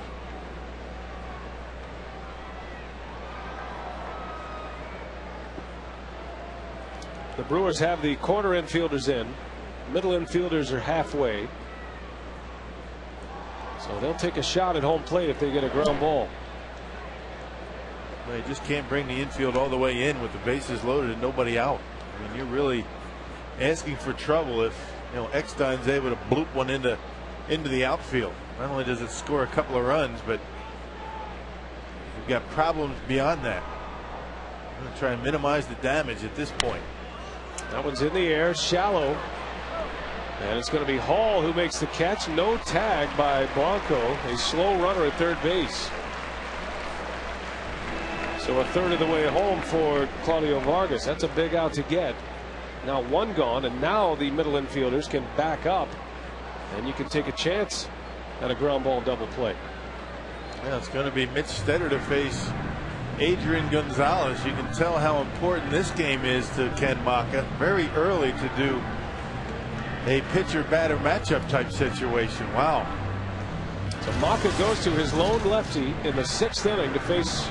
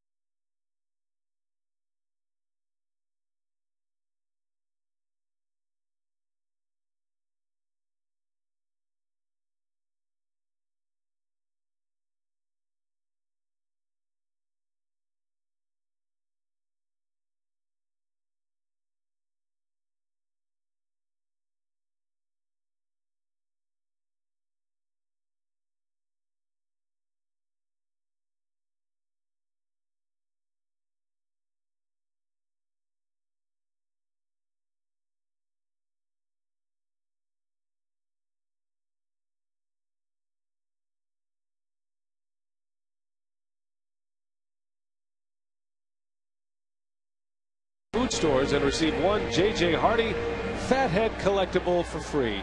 While supplies last, compliments of Century Foods and Dean's. So Maka goes right back to the bullpen. Vargas gets Eckstein for out number 1. And here comes Mitch Stetter, who has not pitched since last Tuesday in Los Angeles, to face Adrian Gonzalez with the bases loaded and 1 out. Only the second batter that he's faced in that stretch as well. So he should be well rested. And Stetter gets ahead of him. Foul tip, strike 1. Well, you have to understand how important Ken Maka feels this inning is to the Brewers' chances. Doesn't want to fall any further behind. Bringing his only lefty in to face Gonzalez. He's feeling, though, that this is the turning point in this ball game, and that's when he has to use him. Got a switch hitter next in Chase Headley. The 0-1. Gonzalez takes a strike right on the corner. Well, good pitch by Stetter. Remember, a slow runner at third base in Henry Blanco. So even a ball in the air to the outfield, not a given that Blanco can tag and score. All 3 outfielders for the Brewers with good arms. And that one is lined to right, a base hit. Blanco will score. Coming around third is Richard, and he will score. Well, Gonzalez 4 hits in the game and 2 RBIs. That is an absolute killer right there. I mean, Ken Maka played his ace card, bringing in Stetter against the lefty. And instead not able to get the out. I mean, not a good pitch on 0-2. Had some pitches to waste. Didn't have to throw him a strike. He did, and Gonzalez makes it a 6-2 lead. Too good of a pitch. He missed his spot by just about the width of the plate. And you cannot make mistakes like that on a hitter like Adrian Gonzalez. 4 hits for Gonzalez. Makes it a 6-2 Padre lead. Still just 1 out. Runners at first and second. And Chase Headley, switch hitter, turns around, hits right-handed against Stetter.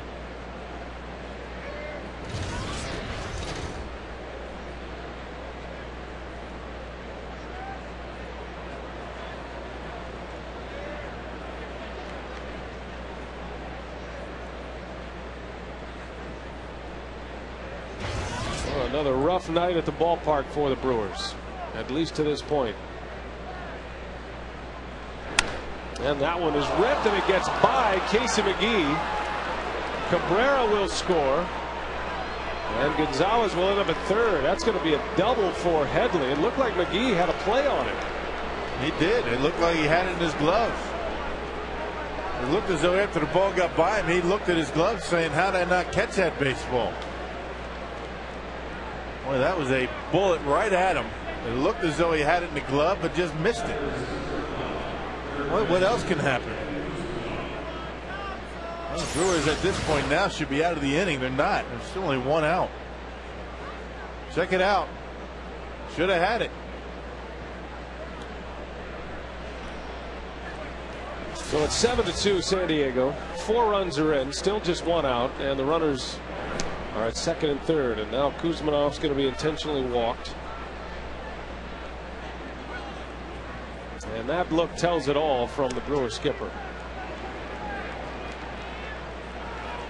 Well, he had it set up the way he wanted to. He got Vargas to get the right-hander, Eckstein. He was feeling pretty good about Stetter being able to get Gonzalez. Chase Headley, a better left-handed hitter than right, but it just didn't work out.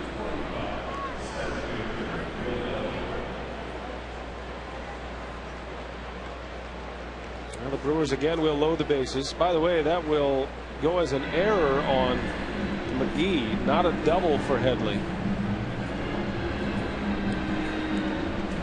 So a 2-base error that leads to the 7th run. Brewers have committed 2 errors in this inning.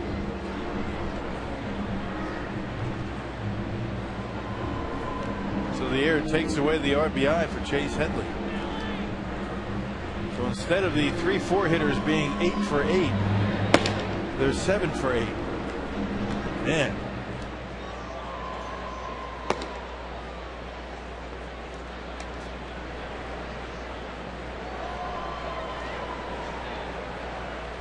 Here's Venable now.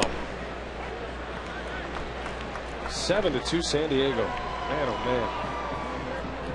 This feels a lot like the game the Brewers played against the Padres on July 31st.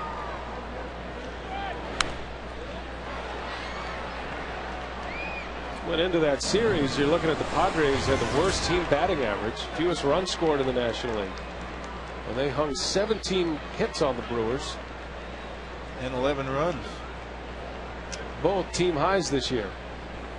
Well, tonight they've got 7 runs on 13 hits. We're just in the 6th inning.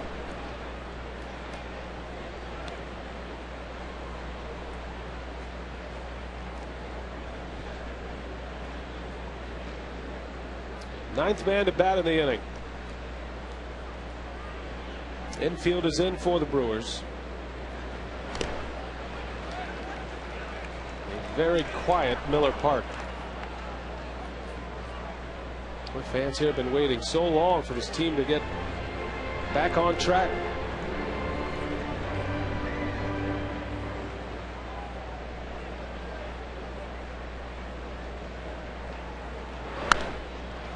In the shallow center, long run for Cameron, and that's going to fall, a base hit. And 2 more runs are going to score.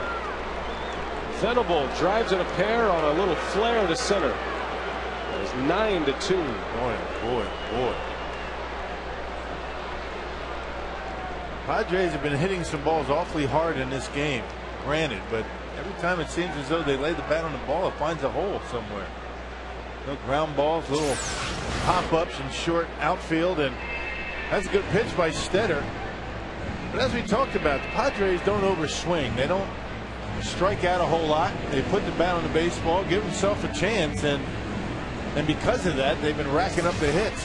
13 of them so far in 5 1/3 innings. Back to the bullpen goes Maka. We'll take a timeout.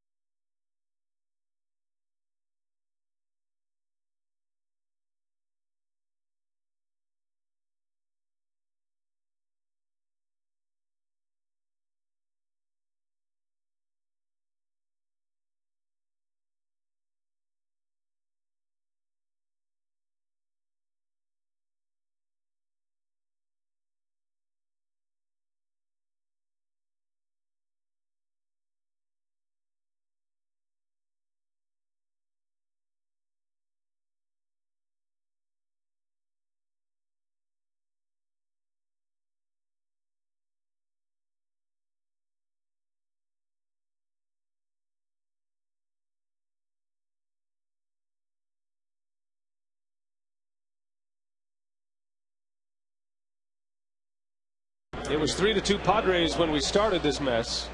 San Diego has 6 runs on 4 hits, and there have been 2 costly errors by the Brewers.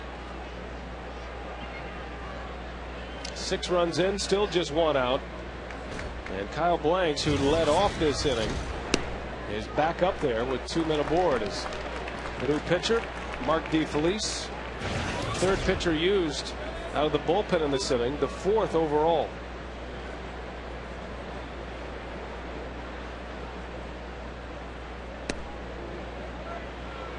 Making nothing but right-handers, a couple of right-handers, and a pitcher coming up, and good matchups for DeFelice with that cutter.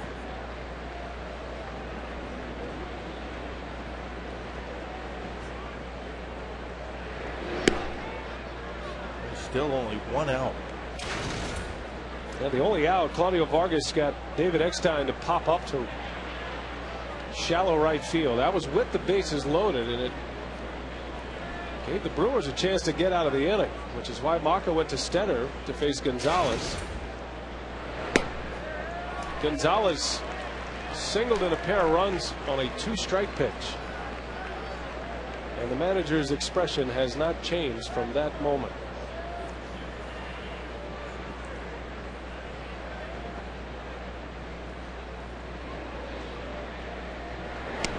Now Blanks chases one for out number 2.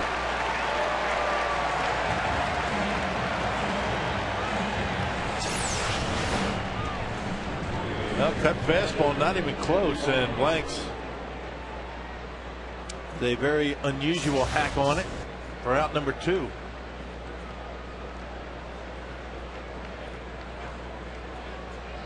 Here's Henry Blanco, swings at the first pitch, and Mike Cameron will make this play for the out. The inning is over. The Padres bring 11 men to the plate, score 6 times.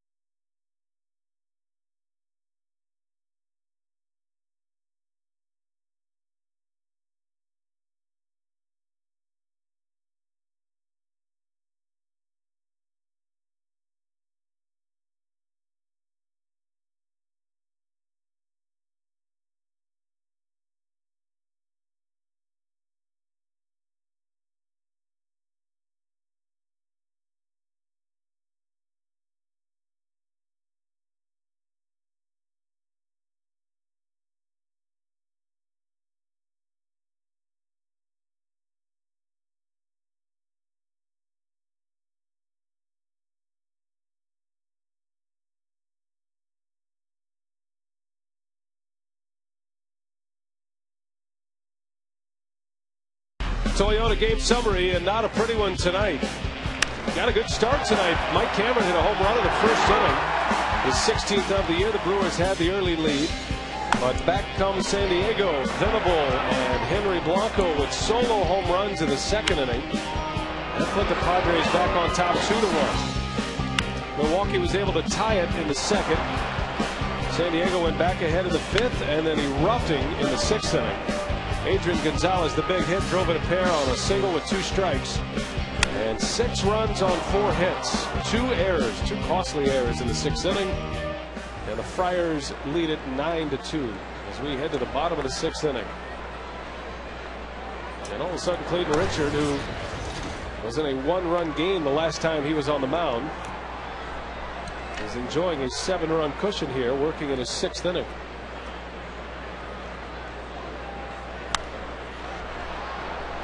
The Brewers have had only 1 base runner since the 2nd, and that was a Braden Looper single.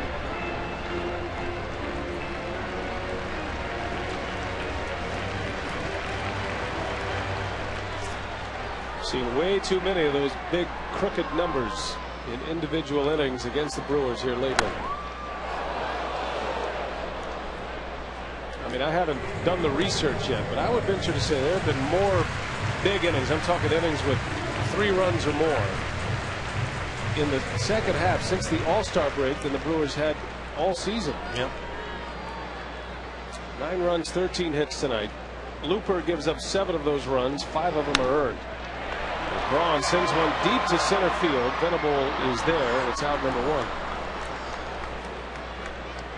I remember at Dodger Stadium, the Dodgers put together a 7-run inning in the 6th and a 5-run inning in the 8th.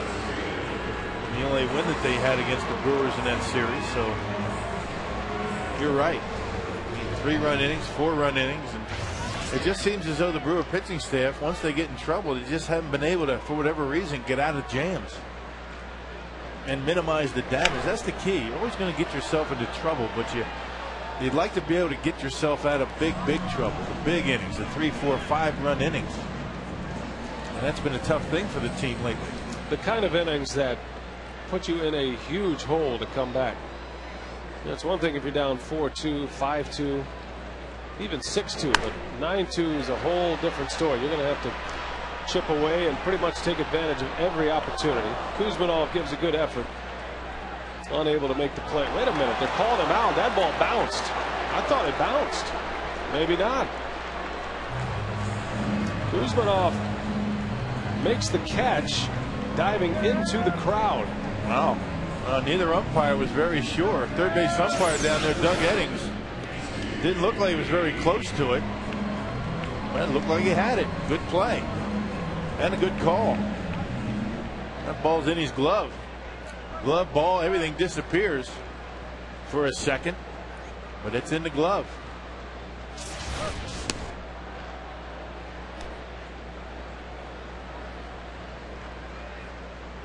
So Kuzminov, an excellent defensive third baseman,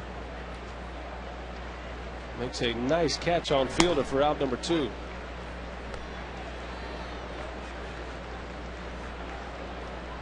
Well, the Padres have been a different kind of club against the Brewers this year. They're not known for their offense, but the most runs they've scored in a game has come against the Brewers.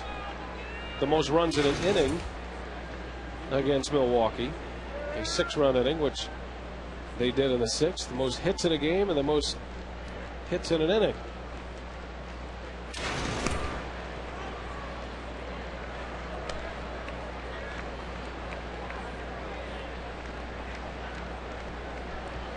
Three balls and a strike on McGee. 2 outs in the 6th. And Casey draws the walk. Second time Richard has walked him. Only 2 walks in the game for Richard tonight. That's one thing he's done a pretty good job of so far, is minimizing the walks. Been a problem for him. Not tonight.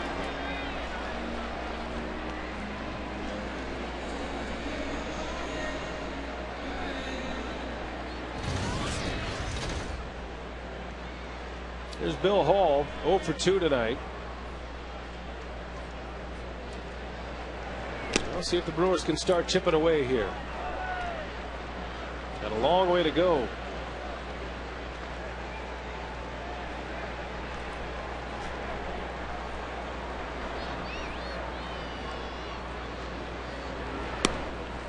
And a strike to Hall. Billy making his 3rd straight start in right field. It's been a while since Hall started in 3 consecutive games. That one's hit well to left, and that one is going to be way out of here. Billy Hall, a 2-run home run. And a quick strike for the Brewers. Hall's 6th of the year. And with 2 outs, the Crew gets a walk and a long ball. And it's 9-4 San Diego. Well, Billy did a nice job waiting back on that pitch and hit it a ton to left center. Slider right down the middle of the plate. Billy's first since he hit one against Cleveland mid-June. Way back. Nice catch by a fan. That's a beauty out there in left. That's our buddy out there rocking the sombrero.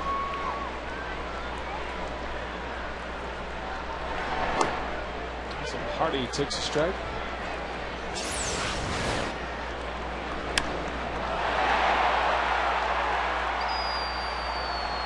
No doubt about that one. Man, nice play up there. Hardy strikes out. The inning is over, but the Brewers get a quick strike from Hall and a great catch by the fan.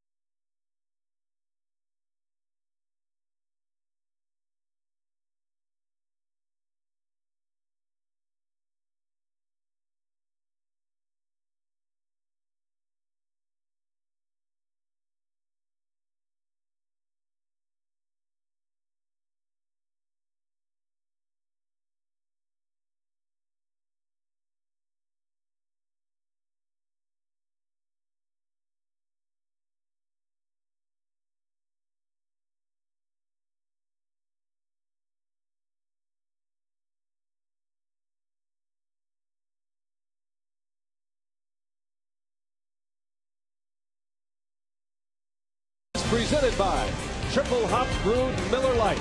Great taste, less filling. And by Toyota, proud sponsor of the Milwaukee Brewers and the Tundra Territory at Miller Park. Miller Lite, what's on tap? The Brewers and the Padres tomorrow. 6:30 is airtime on Fox Sports Wisconsin. Thursday is a matinee on the air at 12:30, and then Friday the Astros come to town.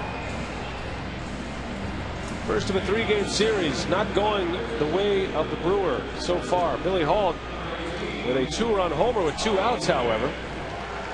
Getting a pair back anyway. It's 9-4 San Diego.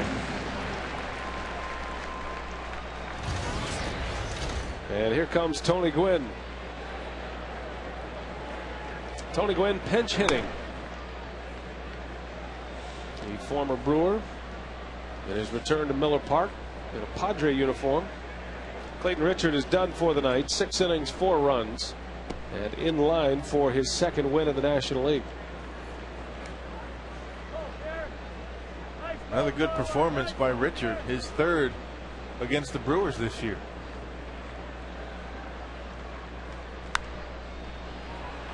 Little pop-up, shallow left. Hardy can't make the play. That one drops in fair territory, and that about is symbolic of this night so far. Well, everything that they're laying their bats on is finding grass.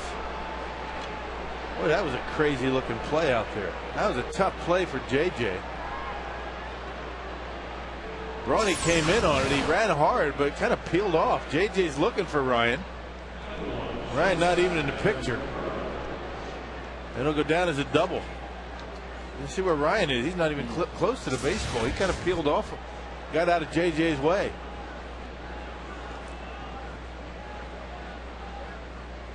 Runner at second, and Cabrera the batter. It's got to be maddening, absolutely maddening from Ken Maka, the way things have gone tonight. There's Tony Gwynn sitting up there with Mark Grant doing Padres television. And he gets a chance to watch his son play every night now.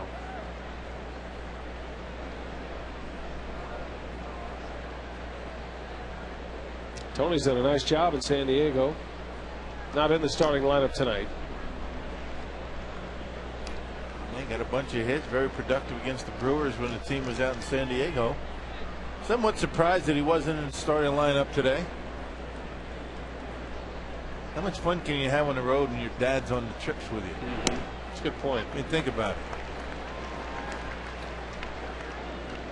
Tony, Big Tony, says he's got to be careful around Tony Jr. though, because he's grandpa now, times 2. He doesn't want Jr. to cut him off. You want to keep seeing the grandkids, you leave me alone. I don't really think there's much chance of that happening.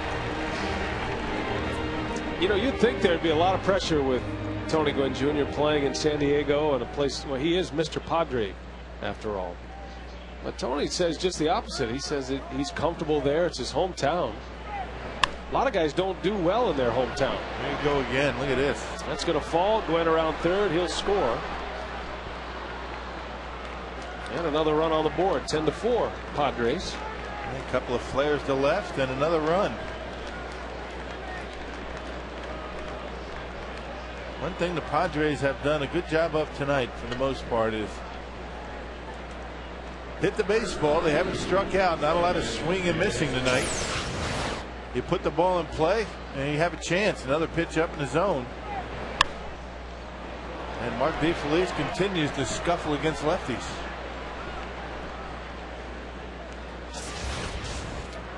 A couple of flares that fall and a run is in. 10-4 San Diego. Still nobody out, and here's Eckstein. How'd you perform when you went back to Yankee Stadium, close to home in New Jersey? Is it hard to play at home? You were prompted to ask that question, weren't you? Not at all. It's just me and you, pal. And first time that I played in Yankee Stadium, I was on one of those every Sunday routines, like Mike Rivera last year, somewhat like that. Jim Sundberg was the everyday catcher. And he caught a lot. He caught a lot. 6 days a week. There is another flare, and that's going to fall. 3 straight flares that fall for base hits. And when it's going your way, it's going your way. And the Padres are putting on a display here tonight. 16 hits already. Only the 7th inning. So I'm in Yankee Stadium, and it's bat day. Phil Niekro's on the mound, and I strike out 4 times. That's not your fault. You'd have thought one of those could have fallen in like that one. Well, no, I didn't hit the baseball. How could it fall in if I struck out? You have to make contact. Struck out 4 times. So, you know, maybe you were feeling a little bit of pressure. Yeah, it had a lot of people in the stands for that. You know, about 3 years later, 4 years later, 87. Here's a text question for you, Rock. Alex in Germantown wants to know, do major league hitters have a pre-at-bat ritual? Kind of like a foul shot. 2 dribbles and a spin, and then you shoot it up there. Yeah, they do. They kind of have the same routine that they go through each and every time on the on-deck circle. Everybody's different. Yeah. You know who has the most interesting pre-at-bat routine? Who's that? The Kung Fu Panda in San Francisco. As Adrian Gonzalez is up, looking for his 5th hit. Can I finish my story? Oh, the one on Yankee Stadium story? You asked me about, did I feel pressure? We were kind of rudely interrupted by the... I struck out 4 times in that game. Was 0 for 5. And I missed the team bus back to the airport going back to Milwaukee. That is a bad day. That is a bad, bad day. We lost the game. But 87, I was 4 for 4 in Yankee Stadium.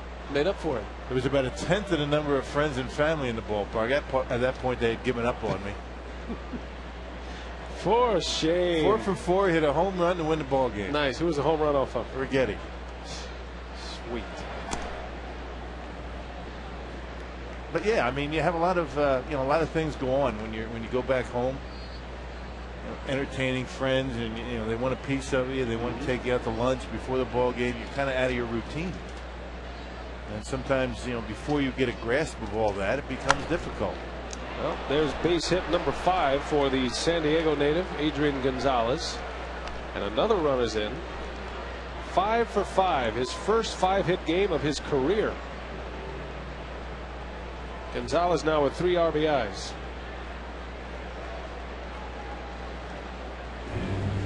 And Maka is going to be forced to make a double switch here.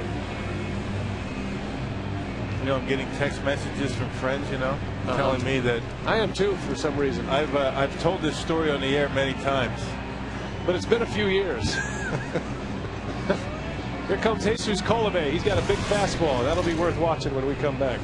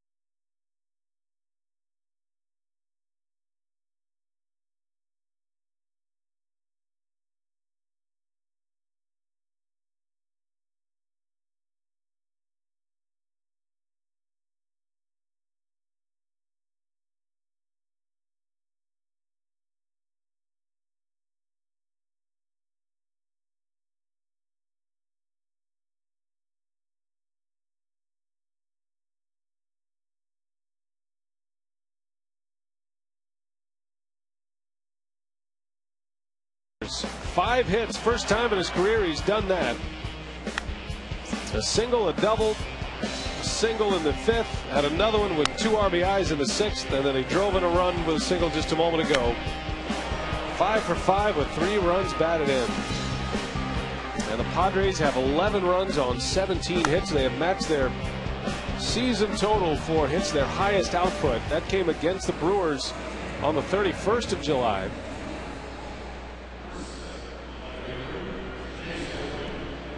The numbers say it all. First and second, nobody out, and it's Jesus Colome on the pitch, making his Brewers debut at Miller Park tonight. Well, pretty good chance you're going to see all 3 of the new Brewer relievers tonight. They said they wanted to get David Weathers in the ball game. Here's Colome.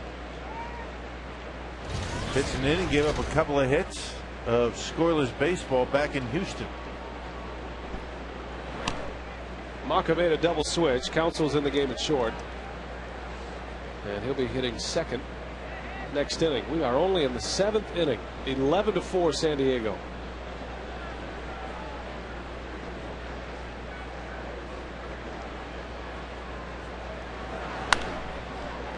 Nice play by Fielder. Over to Council. The return throw is in time. Wow, what a double play that was.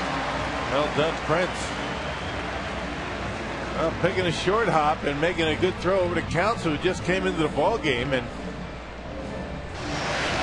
not much of a warm-up, able to turn the double play. Our Mercedes-Benz E-Class attention assist of the game. That was something else. That ball looked like it was headed for the corner. Good play by Council. That ball finds you, doesn't it? He just came into the ball game and did a nice job with the pivot and a good throw over to first base. It's such a tough double play to turn.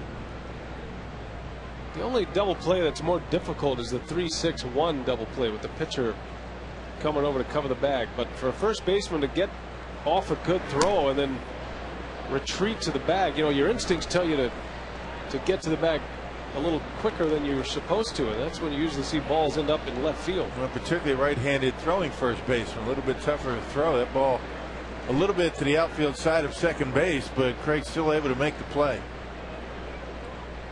2 outs, runner at third for Kuzminoff. 96-mile-an-hour fastball from Colome. There was a day when Jesus Colome would consistently hit triple digits. He was in his early 20s, coming up in the Oakland Athletics system. There was talk about Colome all throughout baseball. Have you seen the guy pitch? Have you seen the 100-mile-an-hour fastball? And that's the other part of Colome's game. He is wild as well, and another run will score. It is 12-4 San Diego. A wild pitch. Now, guys with the stuff like Colome, I mean, it's all about throwing strikes, and that not even close. A slider about midway in that left-handed hitter's batter's box.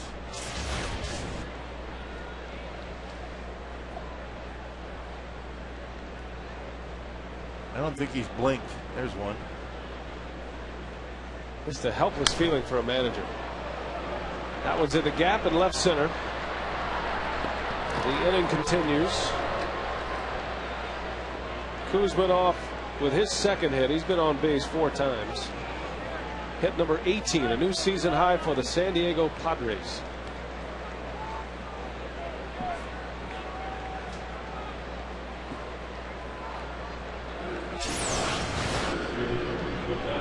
That fastball, when you know a fastball's coming, particularly when it's down in the zone, major league hitters can turn around mid to upper 90s.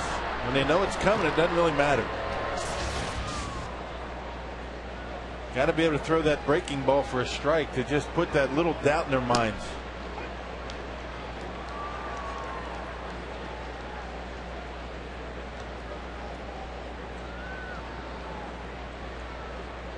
The 18 hits ties the most allowed by Brewer pitching this season. Dodgers put up 18 hits in a 17-4 win as Venable pulls one foul.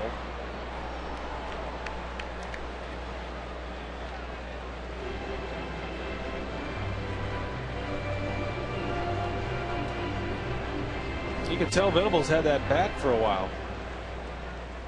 Got a lot of marks on it. Yeah, when you're swinging a bat well, you don't break many.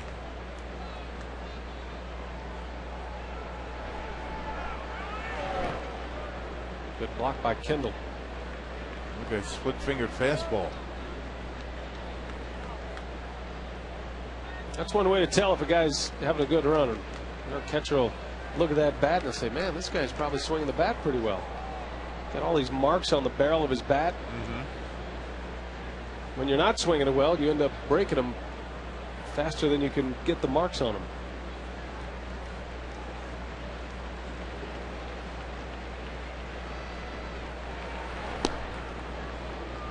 Two and two. Of course, tonight there's a lot of marks on a lot of bats for the Padres. Right in the sweet spot. Yeah. Well, not always. Even the balls are not hitting all that well, are falling in.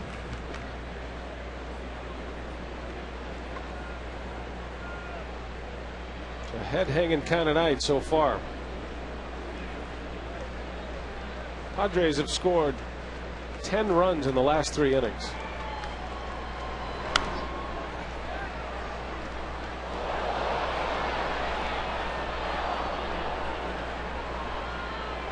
You know what we need right now, Rock? What's that? Chocolate covered bacon. At the fair? I call my buddy Jim Lombardo, America's Guest. Give him a call. I'll tell you what, he'd come over with it, some cream puffs. Crushed a few cream puffs last night. They're good. So the inning is over. 3 runs are in. 12-4 Padres. We head to the home 7th.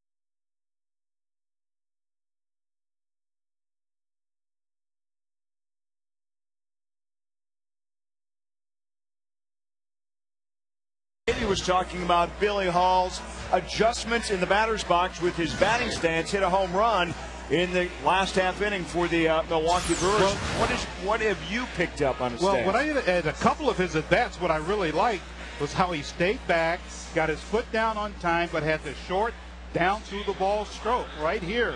And boy, nice short, compact swing, and he's strong enough. The ball just jumps off his bat when he stays back and relaxed, a short swing. How about the great catch, though, yeah, by the sombrero man out there? You know, partner, he got robbed earlier in his first at-bat with the men in scoring position that Eckstein made a very nice play on. Well, Billy Hall is fighting to keep his career alive, perhaps here in 2009, so he hits the home run last at-bat. We're going to talk about bat speed in our on-field instructional, and we're going to show you some various examples, including the guy leading off this inning, Jason Kendall. That's all coming up on Brewers Live postgame after the ballgame, Brian and Bill. All right, Craig Davey. Hey, Davey, I know you're breaking down Billy Hall's swing. Did you see anything you liked at the media softball game yesterday? I mean, there's some pretty bad hacks going on, weren't there? Yeah, I don't. You know what? Of course, the Brewers staff just kind of pummeled the media. My goodness, man. Imagine that. Yeah, boy. Now let's see what they're going to write about. So we got some bad swings and some bad hamstrings today. That's right, sore hamstrings. I noticed everyone was kind of limping around today. Big softball game yesterday at Health Fair Field, and between the media and the Brewers front office staff. Never did really get a big update. As you see Tony Gwynn taking over in center field. I think the media took it on the chin.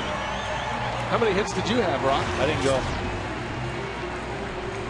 That's too bad. I didn't. I'm sorry I missed it. I never got an invite.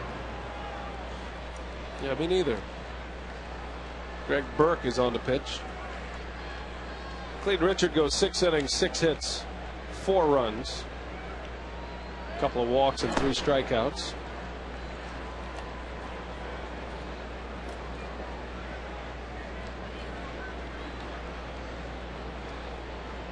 Craig Counsell's first plate appearance. Came in on a double switch last inning.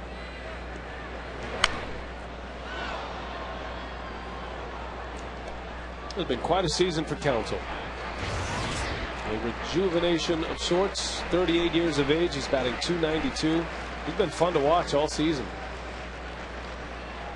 There's not many guys that can just step right in, play third, short, second. Excellent off the bench.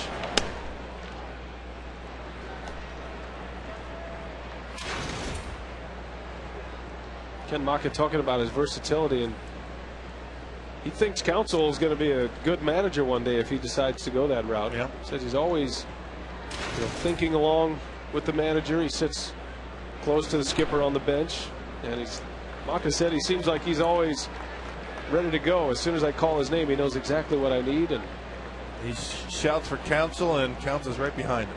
What do you need, Coach? Already here, Skip. Yeah, it's important for guys like Craig Counsell. Been through the wars before. They've been on teams that have struggled. They've been on World Series teams. Just to, maintain that consistency in that clubhouse. Get the guys fired up a bit. Give them a pat on the back. It's important for veteran players to do that, especially when your team is not playing all that well.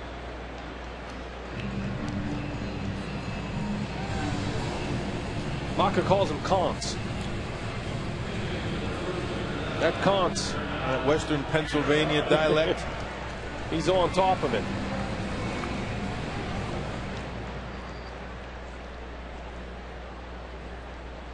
Two outs, and here is Hernan Iribarren. Back at Miller Park, Iribarren was having a great season in AAA. Hitting over 300, playing every day at second base. And typically hitting at the top of the order, either second, third, or fifth in Don Money's order. When Matt Gamble was in the big leagues, Iribarren was put into the 3-hole for Don Money and responded well. And not only did Iribarren have good success against right-handers, but left-handers as well, hitting near 300 against left-handed pitching. It's always a big role change when guys get promoted, those who have been playing every day and end up getting very little playing time.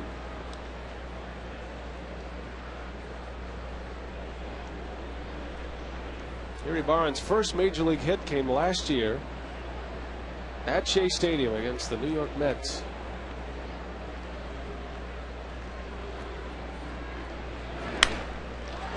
Slices that one down the line. That's a fair ball. And Iribarren on his way to second with a double. There you go. So Hernan Iribarren with a 2-out hit. Pinch hitting for Felipe Lopez. And you watch Iribarren in batting practice every day. He's got pretty good pop in his bat. From right center to the right field line. He's not going to hit too many out to the opposite field, but a pretty good swing on a ball away.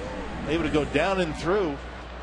Talking about bat speed, it's all about bat speed at the plate contact. Iribarren doing a nice job slicing that one down the line. First hit in the big leagues this year for Iribarren. He's 1 for 5 now as a Brewer.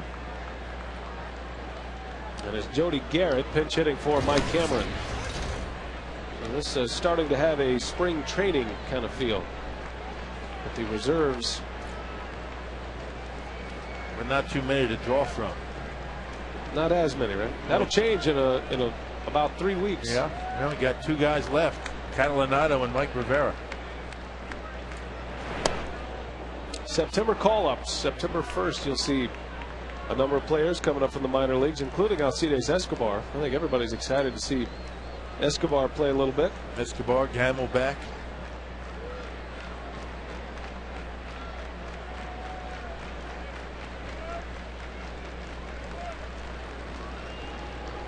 Ball and a strike on Garrett with 2 outs. Let's see the catcher Salome come up, see what he can do at the major league level. Yeah, now we've seen a lot of these guys in the spring and saw a little bit of guys like Escobar and Salome last year in September. It's always a good time of year to see what you have, and of course Escobar and Gamble both knocking at the door at everyday jobs in the major leagues real soon. Could be as early as next year. You never know. I've talked to at least 100 scouts throughout the season about Escobar. Without fail, they say he is a special player.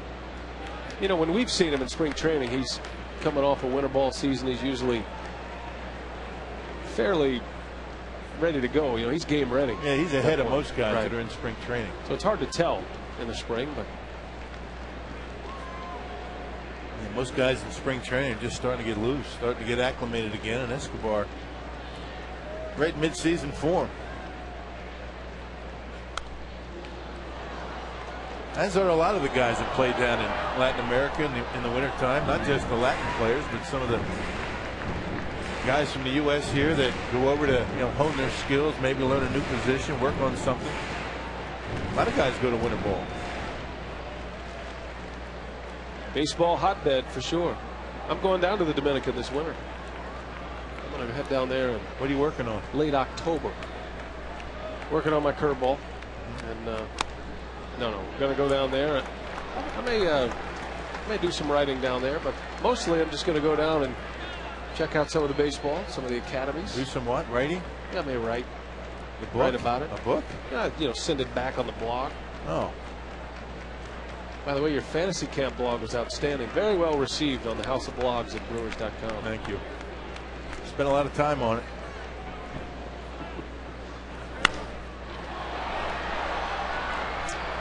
Tony Gwynn eases over, and he's got it for the out.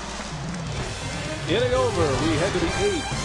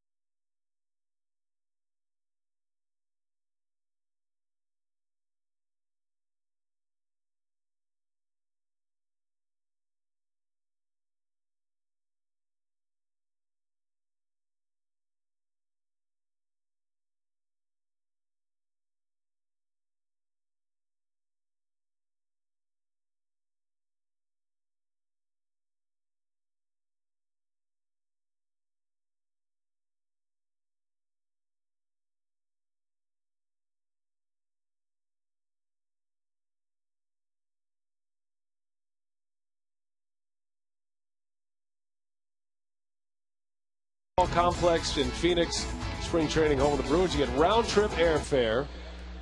You receive your personalized Brewers jersey, get the full uniform, get treated like a major leaguer. Even kangaroo court involved. Kangaroo court, happy hour each night after the workouts and the games, and even has some things for the ladies to do. Everybody knows that the ladies have to sign off on fantasy camp. We cater to the ladies as well. Men and women invited. Yeah. You can also log on to the web at brewers.com/fantasycamp for more info. You see the changes the Brewers have made. Garrett and Iribarren stay in after their pinch hit appearances.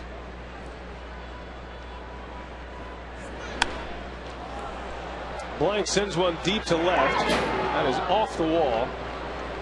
And Kyle Blanks with the 19th hit of the game for the Padres.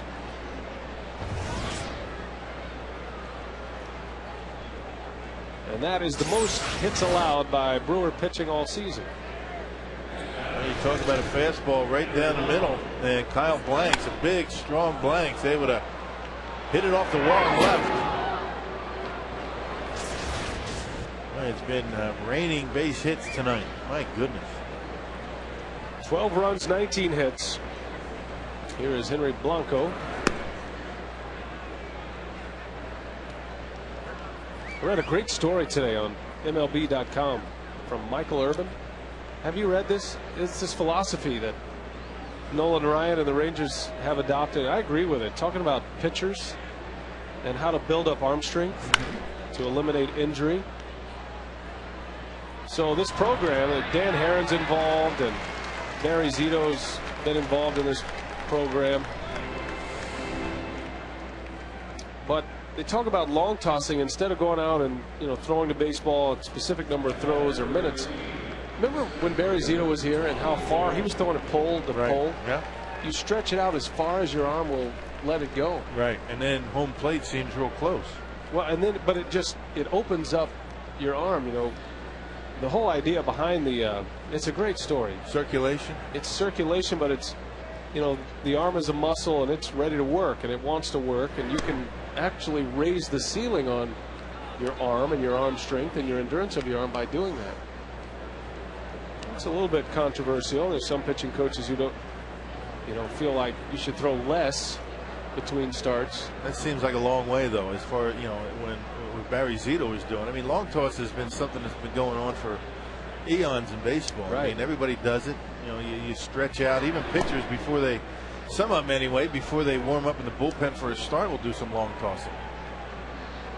Well, the guy's name is Alan Yeager, and his plan has been so successful that even Nolan Ryan and the Rangers have adopted. Nolan Ryan, before the year started, he wanted to make sure that his pitchers, through batting practice, they got back to a running routine. It's interesting reading. As Gwen lines out to left field.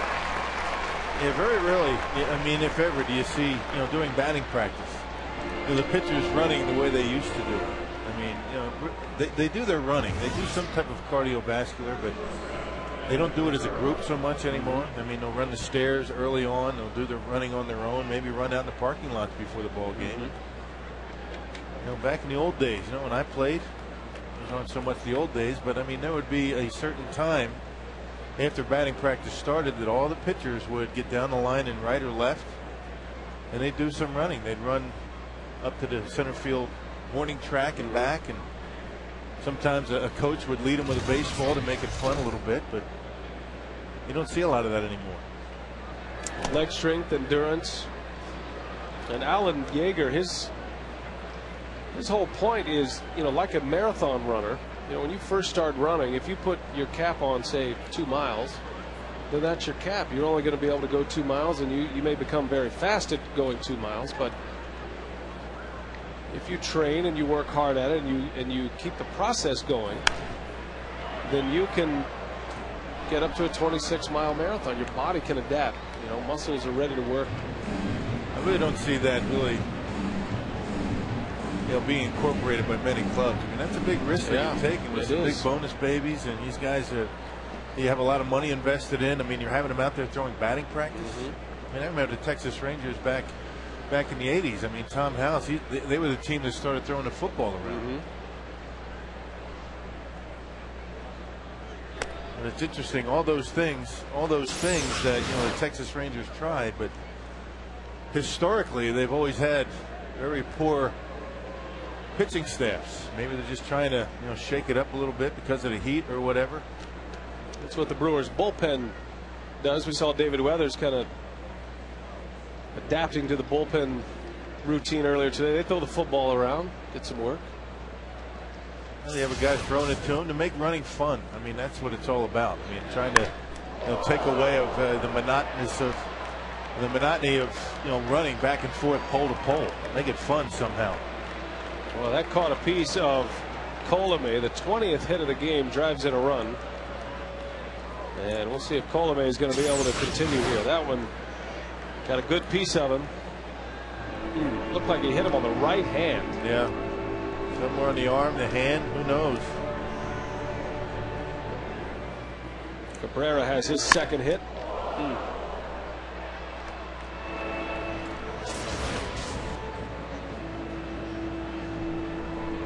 So the 20th hit, the 13th run for San Diego. And that's going to do it for Colomé. So a new pitcher is on the way. Nobody was warming up in the Brewers bullpen. Well, let's hope Colomé is going to be all right. Weathers is up and waiting.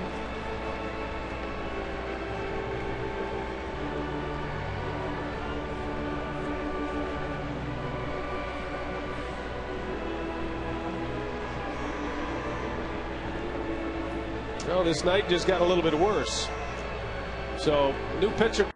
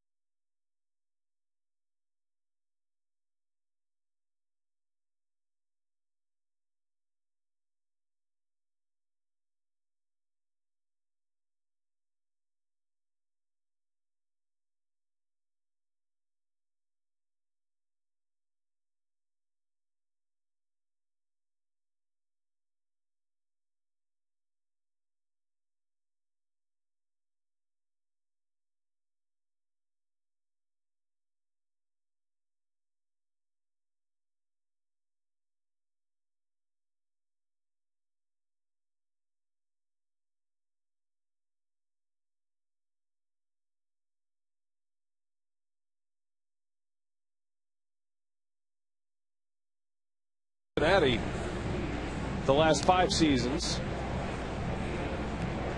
Good old country boy, David Weathers, from Tennessee, and like I said, he fit right into that clubhouse. You know, you thought he'd been here all season. Certainly knows a lot of these players, former teammates all around him, guys like Felipe Lopez and Todd Coffey. Yeah, 2001 he was traded from the Brewers to the Cubs, of all teams. Been with the Marlins a couple of times, the Reds a couple of times, and now the Brewers a couple of times. Well, as late as 2007, Weathers was the closer in Cincinnati, and he saved 33 games that year. That was before Francisco Cordero came to town. Pitching under unusual circumstances tonight. Typically you'll see Weathers in a winning scenario late in a game. He and Coffey will probably be in that setup role for Trevor Hoffman. Brewers are trying to stay away from some major league season highs this year. As Eckstein slices 1-2, Erie Bond. The inning is over, and we head to the bottom of the 8th.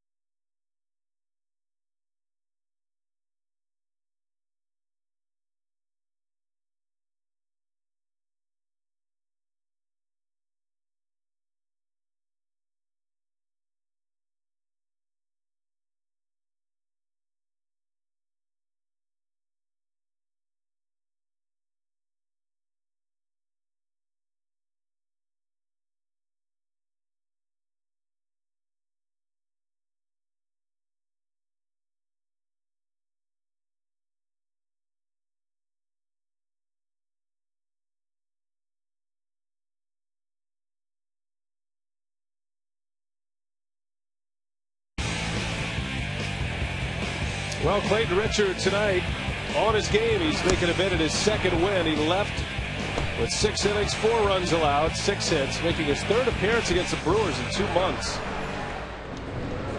And here's our Jimmy John's delivery of the game, our Menards game reset. Adrian Gonzalez will lead off the 9th inning, has a chance for a 6-hit game. It's already the career high. Will Venable, a couple of hits. And the Padres a season high for hits, 20 hits. By the way, the record or the season high in all of Major League Baseball this year for hits is 25. The Indians and the Yankees. Remember when the Indians scored 22 runs against New York? That was early in the year, back in April at Yankee Stadium, April 18th. So the Brewers would just soon stay away from that milestone for the Padres. New pitcher for San Diego is Edward Mujica, who pitched well against Milwaukee in San Diego. There's some good numbers. Game 51 for Mujica. Look at the ERA. Strikeout guy, as you mentioned, has got a good slider. Threw the baseball very well against the Brewers in San Diego.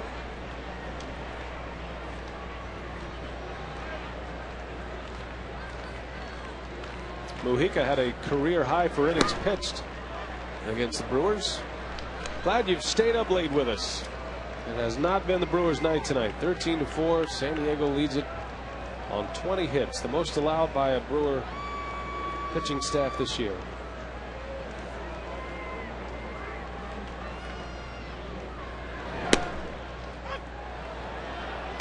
But if you stay this long, who knows what you'll see. You could be rewarded. Yeah. We're not going anywhere. Oh, heck no. Still hanging out at the ballpark. Braun looking for his first hit, trying to extend his hitting streak. He's at 7 consecutive games.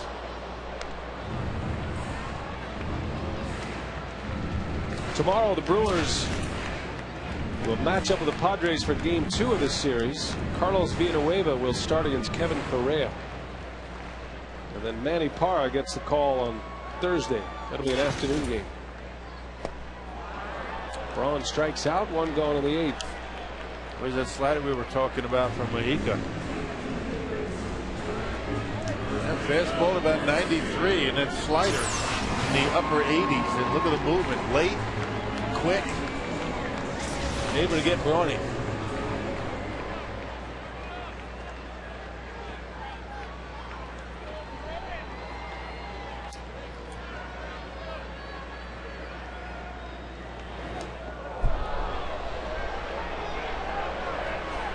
Dangerously close to Fielder.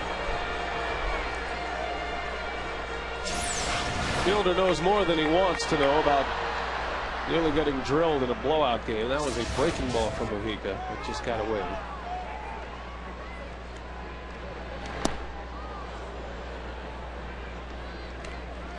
The Reds have a 5-3 lead over the Cardinals in the 8th inning in St. Louis. Pujols has hit number 37. A year for the ages for Albert Pujols this year. Man, it's already over the 100 RBI plateau. We were looking at some numbers today about first baseman in Brewers history and run producers in Brewers history. Cecil Cooper in his 112th game drove in 100 runs. This is game number 112 of the season. And Fielder is at 98. That was in '83. Yeah. And Cooper set the franchise record that year with 126 RBIs. Did you see who was tied for the home run lead in National League with Pujols to start the day? Mark Reynolds. How about the Arizona Diamondbacks. That's about the quietest 36 home runs that you'll ever see. He strikes out a lot, but he hits the long ball a lot. He's a good player, Mark Reynolds. Yes, he is. He was among the final group for the write-in vote. Boy, that was well hit. Deep center field. Gwen is near the wall, and he's got it for the out. Had a good sound to it, but not the kind of carry that Fielder needed. And Mark Reynolds with 36 home runs. He struck out 151 times. Man, oh man. Ryan Howard next on the list at 135. Well, Reynolds set the record last year, breaking Ryan Howard's record. But you know what? You can stomach the strikeouts when you get power like he's been able to provide this year. Casey McGee at the plate, presented by Wendy's. It's when you get the strikeouts, but you don't get the power to go along with it. McGee's shown some good power. 9 home runs and 202 at-bats.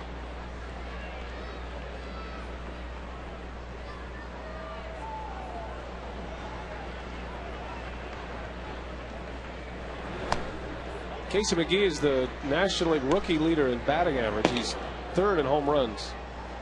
As Todd Coffey gets loose.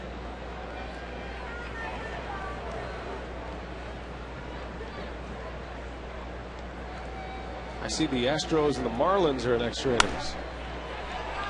McGee pops it up. They're in the 11th inning. It's 8-8.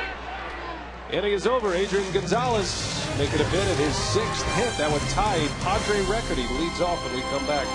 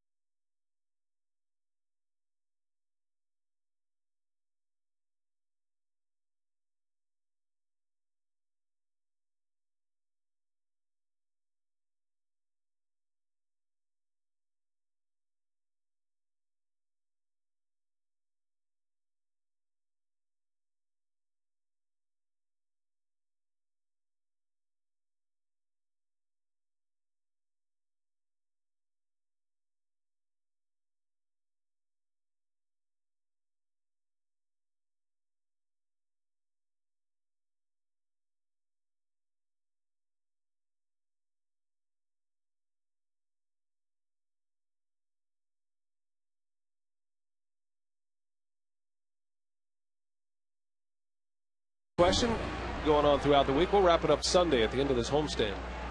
This homestand is not off to a good start for the Brewers, but it is off to a good start for Adrian Gonzalez. Last Padres hitter with 6 hits in a game, Tony Gwynn, back in '93 at home against the Giants. It was about the same time of year as well. Gonzalez 5 for 5 with 3 runs batted in.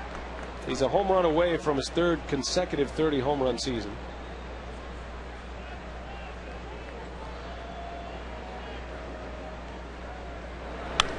And there it is, a 6th base hit. How about that? 6 for 6.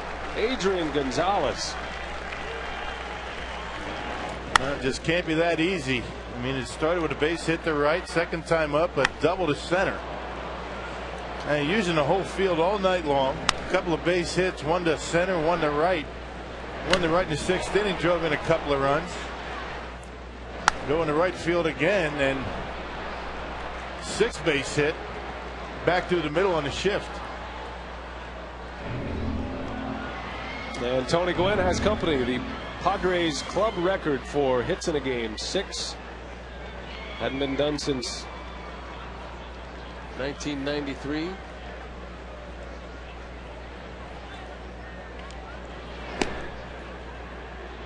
How about this, Rock?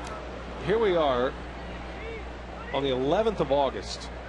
When it's tough to move a batting average, 6 for 6 for Gonzalez. He goes from 251 to 262. Wow. 11 points in one night in August. And we're talking about a guy who, coming into play today, had 379 at bats. Yep. Man, have a day. Goes over the 100 hit mark. 101 hits now.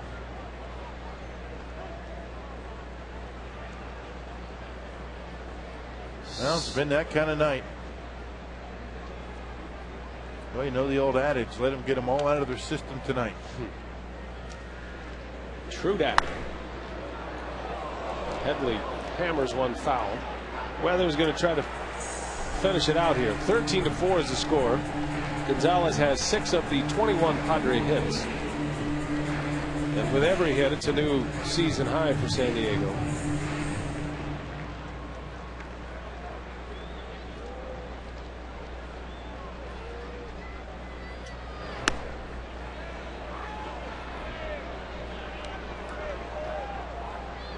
Well, that's only fitting, isn't it? Tony Gwynn and Adrian Gonzalez, 6 hit games. They have the Padre record. I wonder if it was tough on Gonzalez when his name was swirling in the trade talk so much. He's a San Diego native. There's a 4-6-3 double play. I know he doesn't want to leave San Diego. The opportunity to go to a pennant race, players always enjoy that, the competitive side. Well, it's something that a lot of players hear about. You know, Adam Dunn for many years, year after year with Cincinnati, was talked about and getting traded. J.J. Hardy heard those things this year. You know, you hear it, you understand what's going on, but you can't let it affect your play. You bet it affects you, especially in a place where you want to be.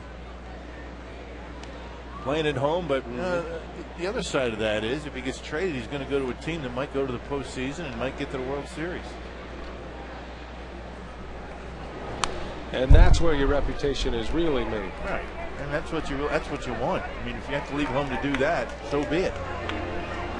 It's not forever. Padres have been busy. They've had a sale of their franchise. And of course, they dealt away Jake Peavy. You know, in this day and age where, you know, so many people have so many things to worry about, getting traded is pretty low on the list. Good point. You're still going to make your money.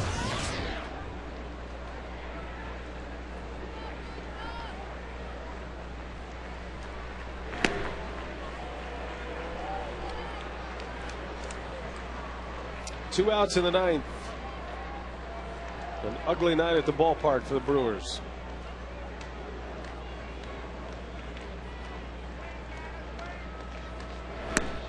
San Diego has scored in every inning. but the first, third, and fourth. They've scored in the last 4 innings, and 11 of their 13 runs have come in the last 4 innings. Weathers had to be pressed into duty after Jesus Colome was hit by a line drive. Here comes Hall, and he's unable to make the play.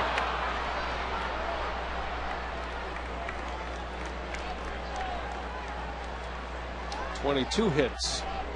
Padres are 3 hits away from a major league season high. Kuzmanov has his 3rd hit and on base for the 6th time. And another jam shot, not hit very hard. A little inexperienced by Billy Hall in right field. Got a bad break on it. Just under the glove, and that's going to be it for David Weathers. So obviously Maka keeping a close eye on the pitch count for Weathers. Wants to make sure he's available for tomorrow. Here comes Todd Coffey sprinting his way in. We'll take a timeout.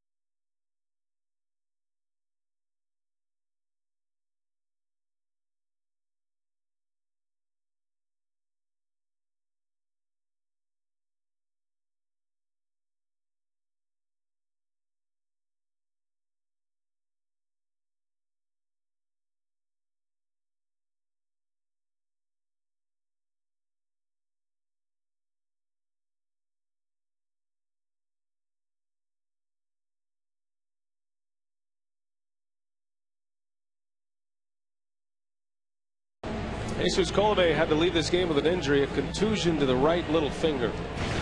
So that's actually a good news report from the Brewers clubhouse. Weathers got some work, faced 4 batters. And here is Todd Coffey on for the 52nd time. Hasn't allowed a run in his last 10 outings, and that's always good news, particularly on a night like tonight. Last pitch Sunday, a scoreless inning against the Astros.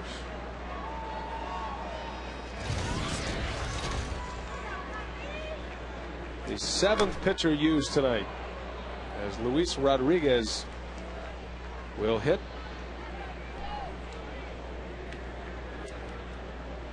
.22 hits for the Padres, a season high. 2 outs in the 9th. And a bouncer to Prince. And this one mercifully comes to an end. The Brewers have one last at bat. Don't give them away. 13-4.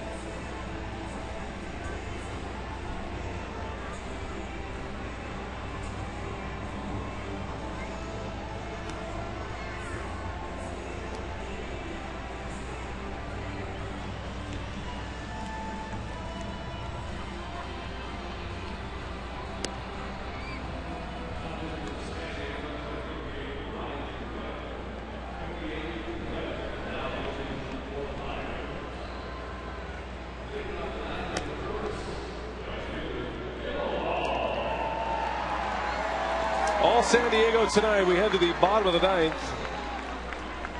Last call for the Brewers. New pitcher is Ryan Webb, and he'll face Bill Hall, Frank Catalanato, and Jason Kendall. 13 runs on 22 hits. The Indians in New York with 25 hits earlier this year. I believe they scored 14 runs in an inning that day. I was actually at that game,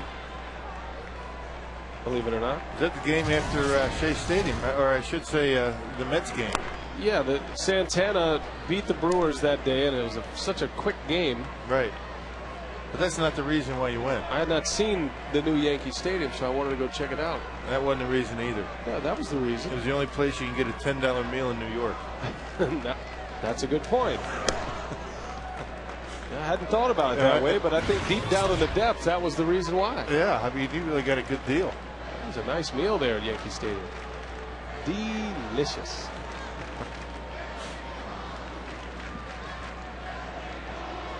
Can't fool me.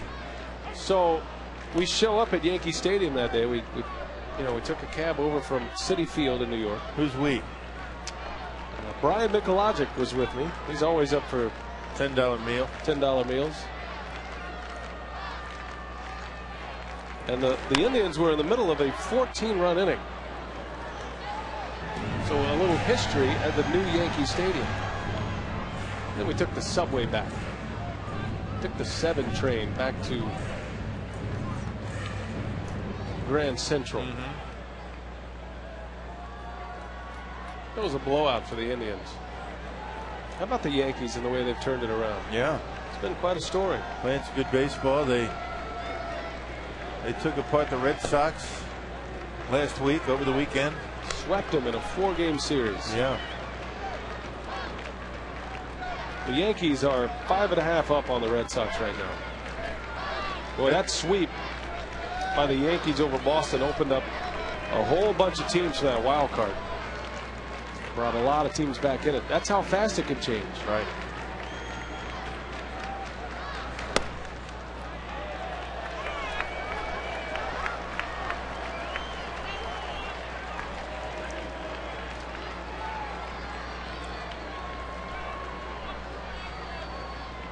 I suspect we'll start to see some more waiver wire transactions, more waiver wire trades going down. In order to be eligible for postseason, you have to be on a major league roster by the end of August. So for teams that are contending, that is always a point of interest. They'll try to make those deals over the next few weeks. As you were talking about with Cabrera, that big arm at shortstop, flat-footed, they would make a good throw to first base to get Billy Hall. Not many guys make that throw flat-footed. Had a little finishing kick to it as well. Here's Catalanato with one away. And that one's well hit. Deep right center. That's going to get down and go to the wall. Actually, it bounces out of here. And a ground rule double. Probably cost Catalanato a triple. But an extra base hit for the Cat. Well done, Frank. He's been sitting in that dugout for 3.5 hours waiting for his chance, and finally got it and gets himself a double. Right down the middle. Nice easy swing by Catalanato, and able to get out of the reach of Tony Gwynn.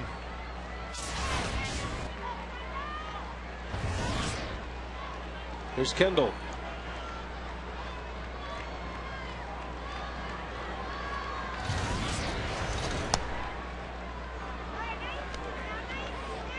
Well, I'm anxious to see what Pedro Martinez does tomorrow. He's making his first start as a Philly tomorrow. He bumped Jamie Moyer from the rotation, and Moyer's not happy about that. To the bullpen, yeah. How about that? They were talking about going to a 6-man rotation.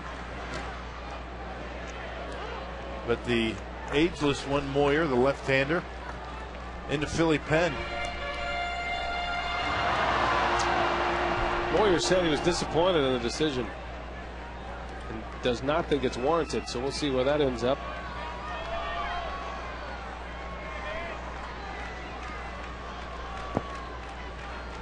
Pedro's back.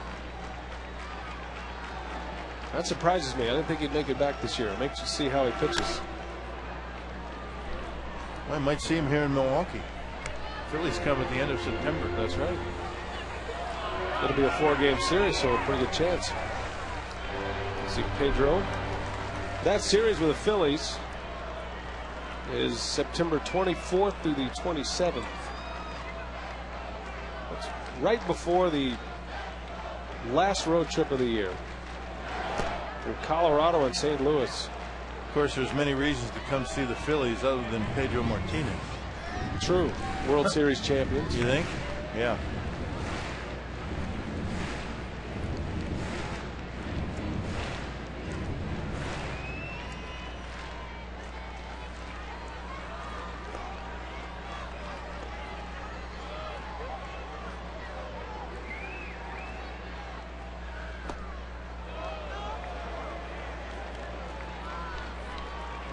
Tomorrow it's Villanueva against Correa.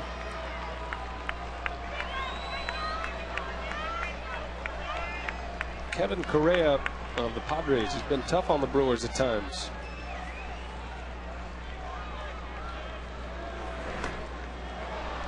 Good sinking fastball, 2 outs in the inning. Pitched a decent game against the Brewers in San Diego, but the Brewers won the ball game. Salvaged the last game of that series against the Padres. That's a big sink on that pitch. Wow, Henry Blanco's sitting right down the middle. Brewers Live coming up next. How's the instructional looking tonight, Rob? Talking about bat speed. Nice.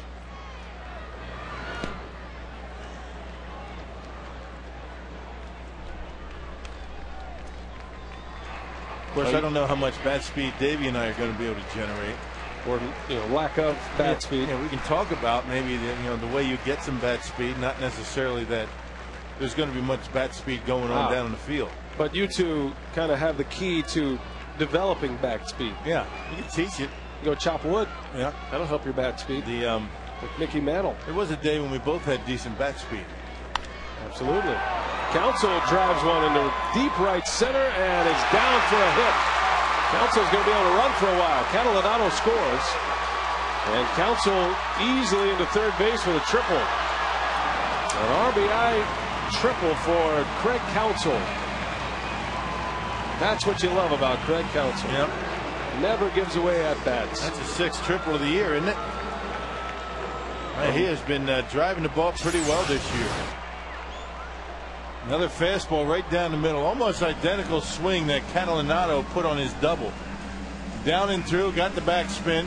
Kyle Blanks, not all that comfortable or familiar with right field, not able to make the play, and Counsell able to get into third base.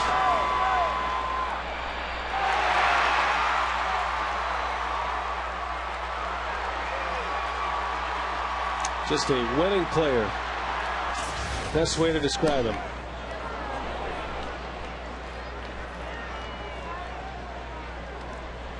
Counsell 1 for 2. Came in on a double switch in the 6th inning of this game tonight. 13-5, San Diego leads it. Padres are going to finish with a season high in hits. As Iribarren makes a bid at his 2nd hit. Had his first major league hit of the year, his last time up. Double down the left field line.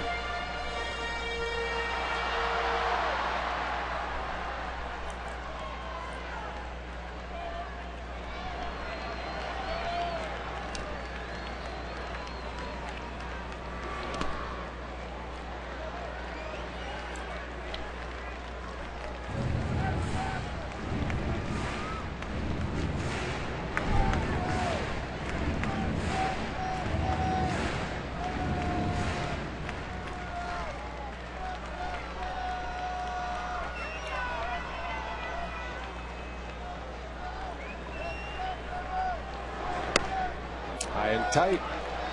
2 balls, 2 strikes on Hernan Iribarren.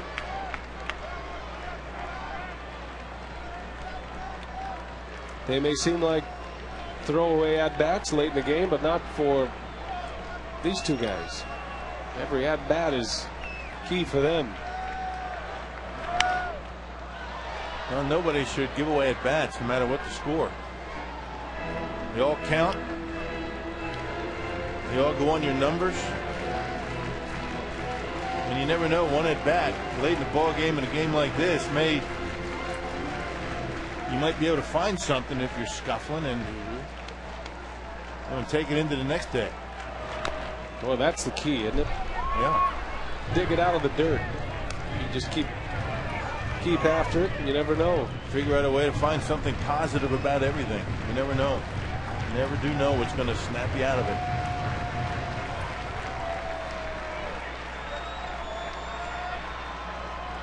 Brewers down to their last strike.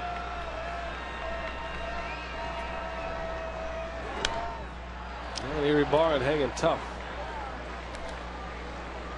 I'll tell you one thing, the Padres roll out some guys with big arms out of that bullpen. Yeah. Mujica and Ryan Webb. Of course, they have Heath Bell closing games. Gregerson, haven't seen him. Mike Adams. Got some hard throwers down there. Important innings for them as well.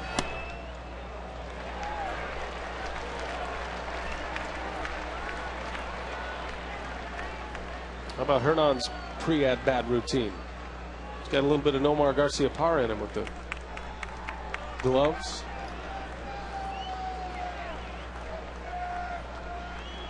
Full count. A line drive base hit. That's the way to do it. Erie Barn with an RBI single. And the Brewers get a couple of runs with 2 outs here in the 9th inning. It's 13-6. Man, just see the intensity in the eyes of a guy like Erie Barn in a situation like that you may not see in the eyes of a guy that plays every day. Means the world to him, down and in.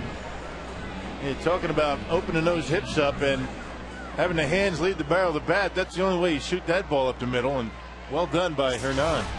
Now 2 for 6 as a big leaguer this year with his 2 hits tonight.